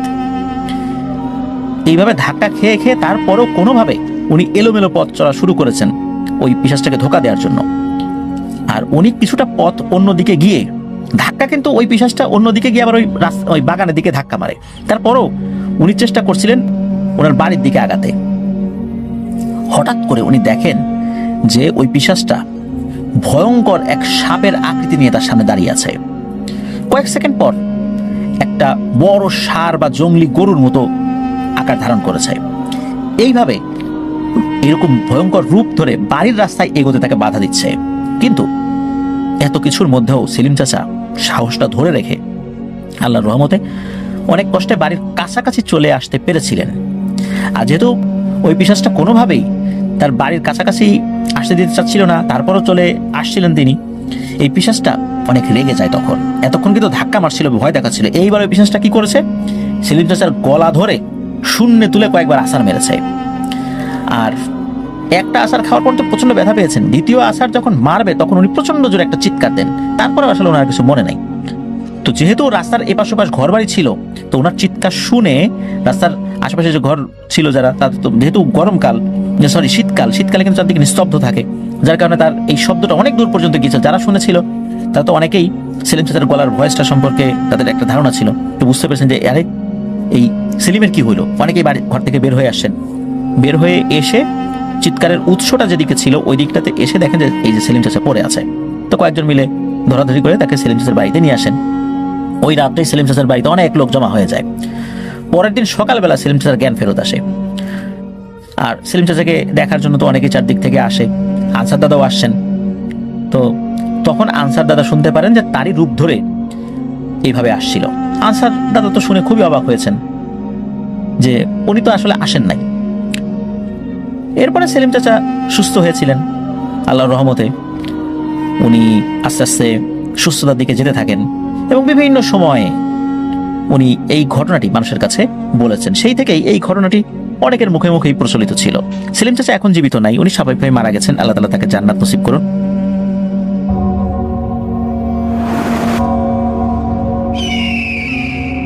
Welcome back. আপনাদের সবাইকে স্বাগত জানাই আমি রাসেল। আশা করছি আপনারা সবাই ভালো আছেন, ভালোর তলে আছেন। আমিও ভালো আছি আর ভালোর তলে আছি। চলে যাব আরও একটি ঘটনায়। যদি ভালো লাগে সাথে থাকবেন। চলে যাব বাবু ভাইয়ের কাছে তার ঘটনা শোনার জন্য। আসসালামু আলাইকুম বাবু ভাই, আশা করছি ভালো আছেন। ওয়ালাইকুম আসসালাম রাসেল ভাই, থ্যাংক ইউ ভেরি মাচ। কাহিনীতে চলে যাই। এটা অনিকের বাবার কাহিনী। অনিকের বাবা, ওদের বাড়ি আর কি, দাদা বাড়ি হচ্ছে আপনার বিল অঞ্চলে, বাংলাদেশের একটা বিল অঞ্চল হচ্ছে ওদের দাদা বাড়ি। And it's been long time, like এটা হচ্ছে হয়তো 70-এর দিকের বা স্বাধীনতা উত্তর বা স্বাধীনতার কিছু আগে, এরকম সময়, অনেক আগে। তখন অনিকের বাবা বেশি ইয়াং ছিলেন আর কি। উনি তখন মানে কেবল কৈশোর ছাড়াই আর কি এরকম পদার্পণ করছে, এরকম সময়কার কাহিনী। আচ্ছা, তো উনি বাড়ি যায় আর কি। ওই সময় বাড়ি যাওয়ার জন্য আমাদের লাগতো, লঞ্চে করে যাওয়া লাগতো। ঢাকা থেকে ওরকম ব্যবস্থা ছিল না বাসে করে যাওয়ার মতো। আর গেলেও সেটা অনেক অনেক ঝামেলার ছিল আর কি। লাইক বা একটা জায়গায় যে সেখান থেকে সুইচ করতে হতো, করতে হতো। এবং যেহেতু বিল অঞ্চল, সরাসরি বাড়িতে পৌঁছানো অবস্থা ছিল না। তো লঞ্চে করে যে এক জায়গায় তারা নামতো, সেখান থেকে মানে আপনার হাঁটা পথে দেন নৌকা এরকম করে করে যাওয়া লাগতো। তো যে কারণেই হোক ওর বাবা যখন নাকি ওইবার বাড়ি যায়, তো তখন যেই লঞ্চটাতে তার যাওয়ার কথা, মানে সেই লঞ্চটা সে টাইম মতো পায় না। আচ্ছা। তো এটা ছুটে যাওয়ার কারণে তাকে ওয়েট করতে হয় অনেকক্ষণ। ওয়েট করার পরে দেখে যে একটা লঞ্চ ওইটার কাছাকাছি আরেকটা জায়গায় যাবে, সেটা একটু ছোট লঞ্চ, এবং মানে একটু মানে টাইমটা হচ্ছে আপনার তখন থেকে আরো 3-4 ঘন্টা পরে। আদারওয়াইজ ওনাকে ওয়েট করতে হবে নেক্সট ডে পর্যন্ত, অনেক লম্বা সময়। অথবা ওনাকে ঘুরে ফিরে বাসে যাওয়ার কোনো একটা ব্যবস্থা। আর সম্ভবত ওর দাদা বা কেউ একজন এরকম অসুস্থ ছিল ওই সময়, তো ওনাকে যেতেই হবে ইমার্জেন্সি কারণে। তো উনি যেটা করেন, উনি ডিসিশন নেন ওই ছোট লঞ্চে করে উনি পাড়ি দেবেন আর কি ওই টাইমটা। আচ্ছা। সো যেই উনি ওখানে তারপর ওয়েট করতে করতে ওই যখন নাকি ওই লঞ্চটা আসে, ছোট লঞ্চটা, তো ছোট লঞ্চে উনি ওঠেন। তো ছোট লঞ্চে ওনাদের ওঠার প্রতি ভয় ছিল হচ্ছে একটা, যে ওই জায়গায় যাওয়ার জন্য পদ্মা নদী পাড়ি দিতে হতো। তো পদ্মা অনেক বড় নদী, আপনারা এখনই জানি। ওই সময়ের পদ্মার অবস্থা ছিল আরো বড়, এবং অ্যাকচুয়ালি ওই সময় নাকি কুল কিনারে দেখা যেত না। অ্যান্ড দ্যাট ইজ ট্রুথ যে রাসেল ভাই, আমি আমার জীবন দশায় আমি ছোটকালে একবার আমার নানির সাথে পদ্মায় গিয়েছিলাম লঞ্চে, তখন আমি নিজেই দেখছি যে আসলে ওই পার দেখা যাচ্ছে না। সেটা হচ্ছে আপনার 80-র দশকের কথা। হ্যাঁ, তো এটা তো আরো আগের কথা, তখন এরকমই ছিল। তো রাতের বেলা উনি ওই ছোট লঞ্চে করে রওনা দেন। আচ্ছা।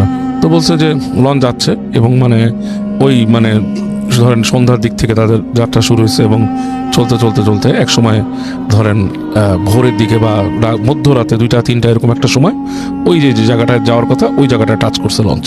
আচ্ছা। এবং উনি নেমে যান ওখান থেকে। তো লঞ্চ থেকে যখন নামেন, ঘাটে নেমে দেখেন যে আসলে তেমন কিছুই নাই।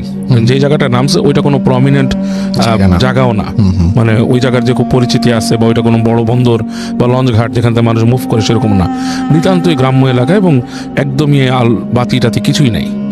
লঞ্চ ঘাটে যে পল্টন থেকে বের হয়ে উনি যখন হেঁটে উঠলো গ্রামের মেঠো রাস্তায়, দেখলো যে কিছুই নেই ওখানে, মানে আচ্ছা। একদমই কিছু নেই, শুনশান। আচ্ছা। তো উনি চিন্তা করতেছে, আমি যদি এখন বাড়ি না যাই, আমি এখানে ওয়েট করি, সেটা করতে পারি সকাল পর্যন্ত, অথবা আমি হেঁটে যেতে পারি। তো যেহেতু ওনাদের গ্রামের সাথে যথেষ্ট কানেক্টিভিটি ছিল, ছোটকালে ওনার বড় হয়েছে গ্রামে, উনি ডিসিশন নেন যে আমি হাঁটা দিই। আচ্ছা। একটা ওনার আন্দাজ আছে, উনি ওই জায়গাটা খুব ভালো মতন ছিলেন না যেখানে নামছেন, বাট ওনার একটা আন্দাজ আছে যে এইখানের পরে এই জায়গায় যেতে হবে, এই জায়গার থেকে এত দূর হাঁটার পরে আমি ওখানে ওই বিলের ওখানে মাঝি টাঝি পাবো, কাউকে ফেলে হয়তো ভোরের দিকে আমি চলে যেতে পারবো। এরকম একটা চিন্তা করে উনি হাঁটা দেন। তো উনি যখন হাঁটছেন, হাঁটতে হাঁটতে হাঁটতে হাঁটতে যাচ্ছেন গ্রামের রাস্তা, এর মধ্যে ওই সময়টা ছিল হচ্ছে ঠিক আপনার ফসল তোলার সময়টা, মানে শীত আসতেছে আবার আসতেছে না, গ্রামে একটু ঠান্ডা পড়ে যায়, কিছু কুয়াশা ধরে আর কি সময়। আচ্ছা। তো উনি কুয়াশা ধরছে এবং একটু ওনার গায়েও লাগতেছে কুয়াশা, এবং ঠান্ডা ঠান্ডা লাগতেছে। এই অবস্থা উনি হেঁটে হেঁটে যেতে থাকেন। আচ্ছা। তো ওনার ব্যাগের মধ্যে একটা টর্চ লাইট ছিল, মানে ফ্ল্যাশ লাইট, যে ছোট সিগাল কোম্পানির ফ্ল্যাশ লাইট ছোট, তো ওগুলো আর কি, মানে তখনকার সময় যেটা বলছে যে সিগাল ফ্ল্যাশ লাইট, তো ওইটা উনি খুঁজে বের করে ব্যাগের থেকে, এবং ওটা জ্বালায় পথের মধ্যে দিয়ে দিয়ে হেঁটে হেঁটে হেঁটে হেঁটে উনি যাচ্ছেন। তো যেতে যেতে গ্রামের রাস্তা বেশ এনজয় করতেছেন, এবং ওই সময় মনে করেন যে রাত তখন এমন অবস্থা হয়েছে যে চাঁদ পড়ে গেছে, চাঁদ নাই আকাশে, আকাশে জাস্ট চাঁদ যে পড়ে গেছে, চাঁদের হালকা একটা আলোর মতো আকাশে থাকে আর কি, এরকম দেখা যাচ্ছে। তো হাঁটতে হাঁটতে হাঁটতে হাঁটতে এমন একটা জায়গায় আপনি আসছেন যে জায়গা হচ্ছে যে আপনার একটা বড় রাস্তা উঠে গেছে, এবং রাস্তার পাশ থেকে রাস্তা পার হওয়ার পর আরেকটা রাস্তা নামছে, এবং ওই রাস্তাটা যখন উনি নামতেছেন, ওনার কিছু স্মৃতি মনে পড়ছে যে ওনার কৈশোরে, ওনার আরো ছোটকালে, উনি যখন নাকি ওনার বয়স 10-11 বছর, তখন উনি ওনার দাদার সাথে ওই এলাকা দিয়ে আসছিলেন। আচ্ছা। এবং যখন আসছেন তখন ওনার দাদা ওনাকে বলছিলেন যে এই রাস্তা দিয়ে কেউ রাত্রে চলে না, চলাফেরা করে না, ওই যে রাস্তাটা দেখাইছিল, কারণ ওনার দাদা ওনাকে নিয়ে আসছিল আর ওই পাশ থেকে। আচ্ছা। তো উনি চিন্তা করলো যে আমি আমার দাদার যে রাস্তা দিয়ে আমাকে আনছে বড় রাস্তা দিয়ে, সেটা আনছিল ভ্যান গাড়িতে করে, মানে 3 চাকার ভ্যান। এখানে আমার 3 চাকার ভ্যান নেই, এবং বহু দূরের রাস্তা ওনার মনে পড়ে আর কি। তো ওই রাস্তাটার শর্টকাট যেটার কথা বলছে যে এখান দিয়ে মানুষ চলে না রাত হলে, তো উনি চিন্তা করছে এখানে কি নামবো, কেন চলে না, দাদা এত কিছু বলেনি, কিন্তু কনফিউশন আছে। তো উনি অনেক চিন্তা ভাবনা করে উনি করলো কি, রাস্তা ক্রস করে ওই রাস্তায় নামছে যেটাতে মানুষ চলে না রাতে। তো উনি ওখান থেকে নেমে হাঁটা ধরছে, হাঁটতে হাঁটতে ওইটা হচ্ছে বলছে যে একটা আইল থাকে যে গ্রামে ফসলের জমির মাঝখানে আইল, তার থেকে একটু বেশি চওড়া। আচ্ছা। মানে বেসিক্যালি হয়তো একটা ভ্যান গাড়ি কোনো সময় যেতে পারে এরকম। এবং যেতে যেতে উনি দূরে দেখতেছে যে বাঁশঝাড় এরকম ছেয়ে গেছে।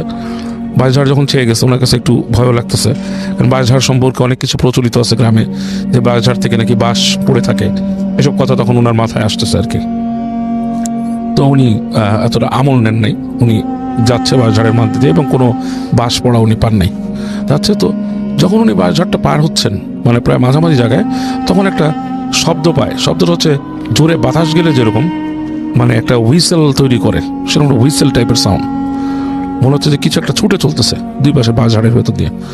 তো উনি মানে একটু ওনার গা শিরশির করে ওঠে, ঘটনা কি। তো উনি এক জায়গায় থেমে যান, থেমে যেয়ে উনি কান পাতেন, দেখে শব্দ নাই।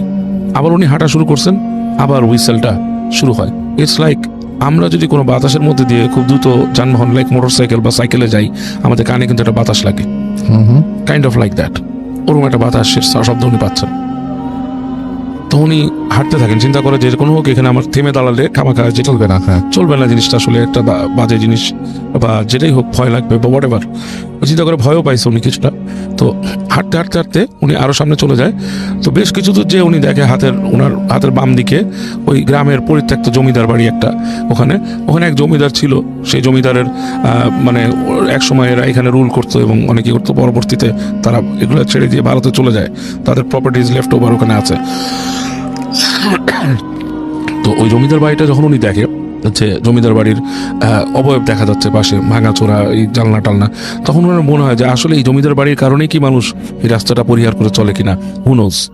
অনেক কিছু তো শোনা যায় জমিদার বাড়ির সম্বন্ধে। যাই হোক, উনি ওইটা মাথায় আসে এবং আর একটু ভয় বেড়ে যায় ওনার জমিদার বাড়ি সম্পর্কে। তো হেঁটে হেঁটে হেঁটে হেঁটে উনি যখন জমিদার বাড়িটা পার হচ্ছে রাসেল ভাই, তখন ওনার কাছে জিনিসটা খুব ইন্টারেস্টিং লাগে। মানে পাশ থেকে যাওয়ার সময় যে দৃশ্যগুলো দেখতেছে বাড়ির সামনের আঙিনা এটা সেটা, তখন খুব ইন্টারেস্টিং লাগে। তো উনি মনে করে যে আমি এখানে একটা সিগারেট খাই।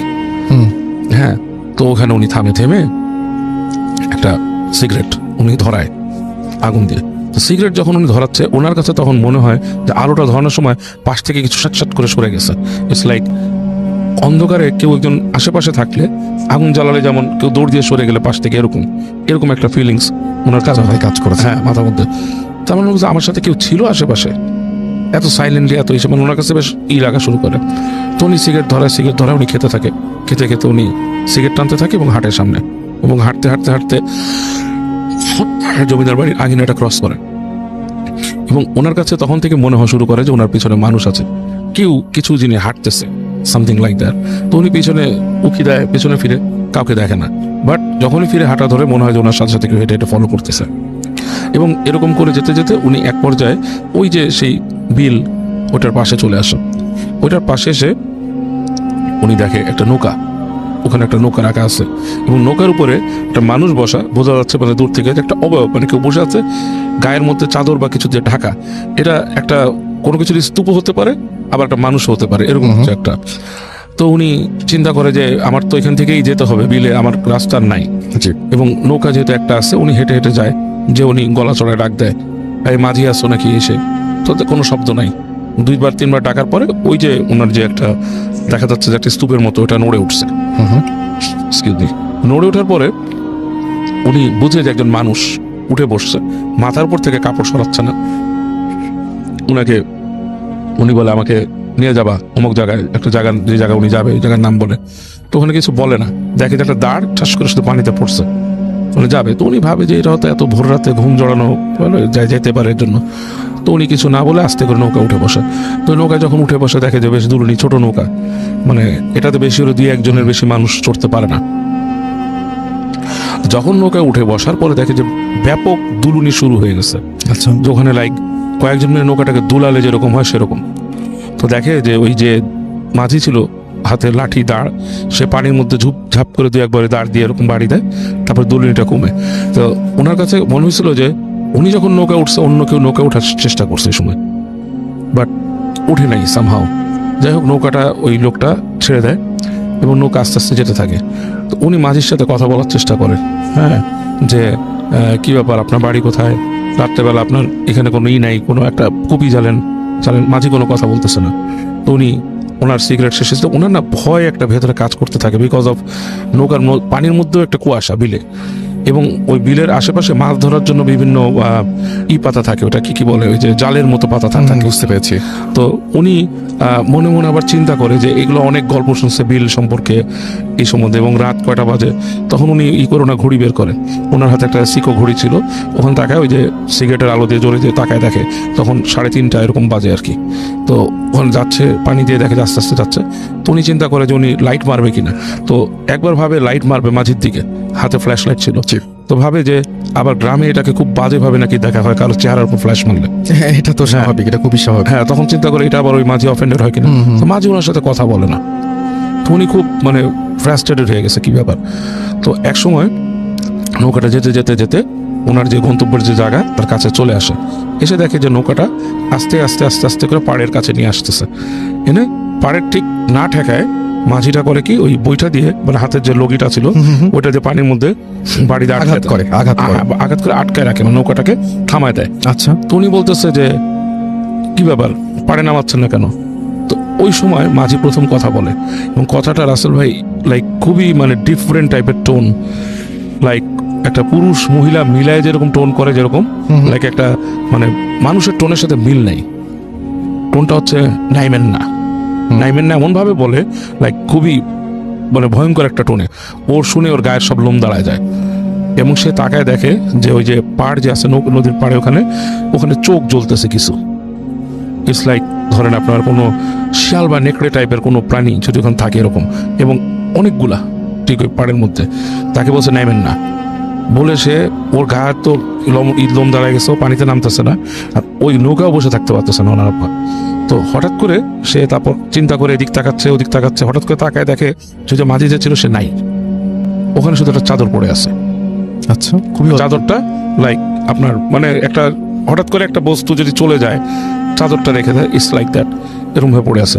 তো উনি বসে তখন কি করে, ওখানে বসে আস্তে আস্তে দোয়া পড়তে থাকে, এবং যখন দোয়া পড়ে তখন দেখে যে ওই দূরের ওগুলা আরেকটু সরে যাচ্ছে এবং গড় গড় গড় গড় শব্দ করতেছে। এরকম করতে করতে এক সময় মানে ফজরের আজান দেয় দূর থেকে, আজান দেওয়ার পর উনি দেখে আর কিছু নাই ওখানে। তো উনি আস্তে আস্তে নেমে যখন নাকি উনি ওই নৌকাটাতে পাড়া দিয়ে নামতে দেখে নৌকাটা ফুস করে ডুবে গেছে পানিতে ওনার লাস্ট পাড়াতে, মানে ওই যখন নেমে যাচ্ছে তখন নৌকাটা পানিতে ডুবে গেছে। তো তারপর উনি অনেক মানে ভয় পেয়ে এবং উথাল পাতাল গায়ে জ্বর এসে যায় ওনার। উনি বাড়িতে আসে, এসে এই ঘটনাটা বলে যে আমি এভাবে আসছি। তো তখন ওনার বাসার থেকে ওনার বাবা দাদারা বলে যে কেন তুমি এইভাবে আসলা, এই রাস্তা দিয়ে আসা ঠিক হয়নি, তুমি ওই রাস্তা দিয়ে আসলা, এই রাস্তাটা অভিশপ্ত, এখানে অনেক আজে বাজে জিনিস আছে, এবং এখানে যে তুমি যে মাঝিকে দেখছো এটা আসলে একটা খারাপ জিনিস। এখানে খারাপ জিনিস হলেও সে মানুষকে কম ক্ষতি করছে, কারণ মানুষ বলা হয় যে এখানে একটা মাঝি ছিল, সে কোনো একটা অত্যাচারে মারা যায়, সামহাও তার একটা এখানে মানে রয়ে গেছে। আর ওই নৌকা যেটা তুমি দেখছো, এই নৌকাটা ওখানে ডুবা নৌকা, এই নৌকা আসলে পানিতে চলার জিনিস না। আচ্ছা, এটাতে করে তুমি পার হয়ে আসছো কেন, এটা একটা মিস্ট্রি টাইপের জিনিস ওনার হয়ে যায়। তো যে ওনার একটা বাজে এক্সপিরিয়েন্স, এখন নাকি ওখানে অনেক শহর টহর হয়ে গেছে, ওই রাস্তাগুলো অনেক উন্নত ডেভেলপ হয়েছে, যেসব জমিদার বাড়িতে অন্য মানুষ নিয়ে অফিস বানাইছে সরকারি, এগুলো আর কি। আপনার কাছে কি মনে হয় কারণটা আসলে? আমার কাছে মনে হয় রাতুল ভাই, ইট ক্যান বি বাজে জিন, বাজে এন্টিটিস, ভালো এন্টিটিস দুইটাই আছে, জিনদের মধ্যেও খারাপ ভালো আছে। মোস্ট প্রবাবলি সে কোনো ভালো জিনের কাছে হেল্প পাইছে ওখানে, কারণ তাকে যখন নাকি ওই জায়গাটা পৌঁছাই দিছে, ওই জায়গাটাতে যেই শিয়াল টাইপের কিছু দাঁড়ায় ছিল, সেগুলো কোনো খারাপ জিন হতে পারে। তাহলে মাঝিটাকে আপনি কি বলবেন? মাঝিটাকে আমি বলবো যে এটা কোনো ভালো জিন হবে। আচ্ছা, তার মানে তাকে ভয় না পাওয়াটা কোনো দোষের কিছু হয়? দোষের কিছু হয় না। কাজ সে যদি আগে কথা বলতো, দেখেন পুরো রাস্তার মধ্যে কিন্তু সে কোনো কথা বলে নাই, তাহলে কিন্তু এই লোক ভয় পেয়ে যেত বা সামথিং হতো, ঠিক না? সে যদি আগে ডিসঅ্যাপিয়ার হয়ে যেত, উনি ভয় হয়তো এখানে হার্ট ফেল করতে পারতো, ঠিক না? সেটাই, সে কিন্তু সেটা করে নাই, সে একদম তীরে এসে করছে, সেটাই সামহাও তাকে বন্ধ করছে দিচ্ছে। তো ওইটা ছিল কোনো ভালো জিন, আর যেগুলো পাড়ে ছিল সেগুলো কোনো খারাপ জিনিস। হয়তো ওনার রাস্তাতে ওনাকে যারা ফলো করতেছিল ওইটাও কোনো খারাপ জিনিস ছিল। মানে আপনার কি কোনো সময় এরকম মনে হচ্ছে যে আমরা বিভিন্ন সময় রাস্তাঘাটে চলাফেরার সময়, বিভিন্ন সময় যে বিভিন্ন জায়গায় যাওয়া আসার সময় পথে আমরাও তো অনেকের হেল্প পাই, কোন সময় এরকম মনে হচ্ছে যাদের মধ্যে সবাই মানে সবাই যে মানুষ এরকম তো ভালো? অ্যাকচুয়ালি আমরা যতটুকু মানে জানি বা যতটুকু দেখি, জিনদের মধ্যে তো অনেকেই আছে আমাদের মধ্যে বসবাস করে, উই ডোন্ট ইভেন নো যে আসলে কি। যেমন আমি একবার একটা স্টোরি বলছিলাম ভূতে ফেমে, যে পুরান ঢাকার একটা মাঠের মধ্যে দেখছিল আমার এক ফ্রেন্ড, অনেকদিন আগে বলেছে যে অনেকগুলো ওর সকালে ঘুম থেকে মানে ভোরে হাজরের নামাজের ঠিক পরে, আপনার কি মনে আছে মাঠটা মনে আমরা দেখতে গিয়েছিলাম, রাইট? হ্যাঁ, ওই মাঠে দৌড়াদৌড়ি করতেছে কতগুলো ছেলে, এবং এগুলো দেখে বোঝা যাচ্ছে না কি। মাঠের মধ্যে দিয়ে নামাজ পড়া শেষ করে প্রথম মুসল্লি ঢুকলো, সাথে সাথে প্রত্যেকটাই এক হয়ে একজন হয়ে গেল, একজন হয়ে গেল, রাইট। হয়ে আস্তে করে একটা পিঠে ছালার ব্যাগ নিয়ে বের হয়ে গেল। সো আমরা কিন্তু জানি না কে কোথায় আছে। হ্যাঁ, সো হইতে পারে একটা মানে মানুষের মতো চলাফেরা করতেছে, হতে পারে আমরা যেমন অনেক আগে ছোটকালে ঘটনা শুনতাম, এইসব কাহিনী এখনো অনেক পাই, মানুষের কাছ থেকে আসে, মেইলে আসে, সে কিন্তু এগুলো বলি না কারণ এটা অনেক চর্চিত। জি। যে অনেক মাদ্রাসায় অমুক একটা ছাত্র ছিল, জি। পরে দেখা গেল যে আপনার এলাকাতেও এরকম ঘটনা হ্যাঁ, আছে অনেক। আমার এলাকাতে যে মাদ্রাসা একটা আছে ওখানে তো প্রতিদিনই ঘটনা ঘটে। আমার এক আত্মীয়র বাসা খুব কাছে, সে প্রায় রাত্রে চিৎকার শুনে ভূত ভূত ভূত, কোথা থেকে শুনে মাদ্রাসা ছেলেমেয়েরা চিৎকার করতেছে। তো পরে মানুষের কাছ থেকে শুনছে যে ওখানে নাকি জিনরা আসে, ডিস্টার্ব করে। তো এটা মানে এত বেশি শোনা কাহিনী হয়ে যায় না, আমরা আচ্ছা এটাকে আর শেয়ার নাই করি।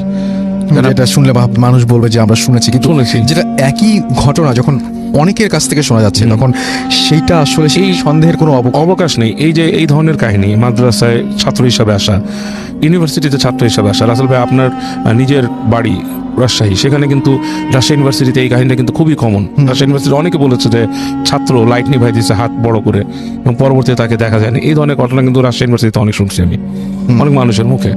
তারপর অনেকের কাছে শুনছি এরকম যে সকালবেলায় সে ডাক দিয়ে নিয়ে গেছে জমিতে চাষ করার জন্য, হ্যাঁ, বা মাটি কাটার জন্য, পরে যে দেখা তার সাথে কুস্তি হয়েছে। এগুলো একদম রেগুলার ঘটনা এটা শুনে কিন্তু এমন শুনছি, মানে এই যে কুস্তির ঘটনাটা আমি একদম আমার নানা বাড়ির মানুষের কাছ থেকেও শুনছি এবং তাদের ব্লাড লাইনের মধ্যে বলছে। সো কিন্তু পরবর্তীতে আরো মানুষের কাছে শোনার পর আমি একটু কনফিউজ হয়ে গেছি, কারণ ওইটা এক অঞ্চল, এটা আরেক অঞ্চল, হ্যাঁ, মানে বিভিন্ন অঞ্চল থেকে। সো এগুলো নিশ্চয়ই ঘটে রাসেল ভাই, না ঘটলে তো মানুষ না হয় না যে একটা ঘটনা আমি কলকাতা থেকে পাচ্ছি, ঠিক একই ঘটনা ঢাকায় একজন বসে লিখছে, হ্যাঁ। একই রকমের ঘটনা, একই রকমের ঘটনা, শুধুমাত্র প্রেক্ষাপট ভিন্ন, মানুষগুলো আলাদা। এই জিনিসগুলো কিন্তু খুবই মানে আজব। তেমন কি এইসবের প্রকারভেদ, ওই যে আপনি ইংলিশ বইগুলোতে, ইংলিশ সাহিত্যে, ইংলিশ হরর বইতে দেখবেন যে লেখা থাকে যে হেডলেস হর্সম্যান। এটা আমি আগে বলছি, হেডলেস হর্সম্যান বাংলাদেশেও আছে, বাংলাদেশে বাংলায় বলে কন্ধ কাটা।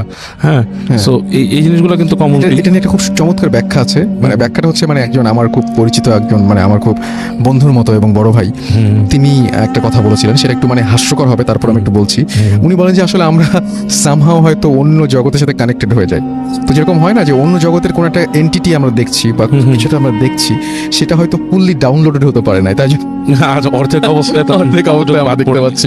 সেটাই তো যাই হোক, মানুষ দেখে আর কি, হ্যাঁ মানুষ দেখে, সেটাই। তো যাই হোক, এরকম ঘটনা নিয়ে এবং আলোচনা আরো বাবু ভাইয়ের সাথে থাকবে আমাদের আরো একবার। সুতরাং আপনারা সবাই সঙ্গেই থাকুন। হ্যালো লিসেনার্স, আশা করি ঘটনাগুলো আপনাদের ভালো লেগেছে। আমি চেষ্টা করেছি বাছাই করে ঘটনাগুলো আপনাদের মাঝে শেয়ার করার। আমি প্রতিদিনই ঘটনাগুলো বাছাই করে আপনাদের মাঝে একটি করে এপিসোড শেয়ার করার চেষ্টা করি। যদি আমার ঘটনাগুলো একটু ভালো লাগে তাহলে অবশ্যই এই চ্যানেলটি সাবস্ক্রাইব করবেন। আর আপনারা কোথা থেকে এই ঘটনাগুলো শুনতেছেন, যদি আপনাদের ঠিকানাগুলো জানান তাহলে আমি অনেক কৃতজ্ঞ হব। তাহলে আমি বুঝতে পারবো যে আপনারা কোথা থেকে শুনতেছেন। এছাড়াও আপনাদের মাঝে যদি কোনো ঘটনা থেকে থাকে তাহলে অবশ্যই আমাদের ইমেলে দেওয়া ঠিকানায় ঘটনাটা পাঠাবেন। তাহলে নেক্সট এপিসোডে আপনার সেই ঘটনাটা আমরা রাসেল ভাইয়ের মাধ্যমে অথবা আমরা নিজেরা পড়ে শোনাবো। তো ভালো থাকবেন, সুস্থ থাকবেন, এই প্রত্যাশায় আজকের মতো বিদায় নিচ্ছি। আল্লাহ হাফেজ।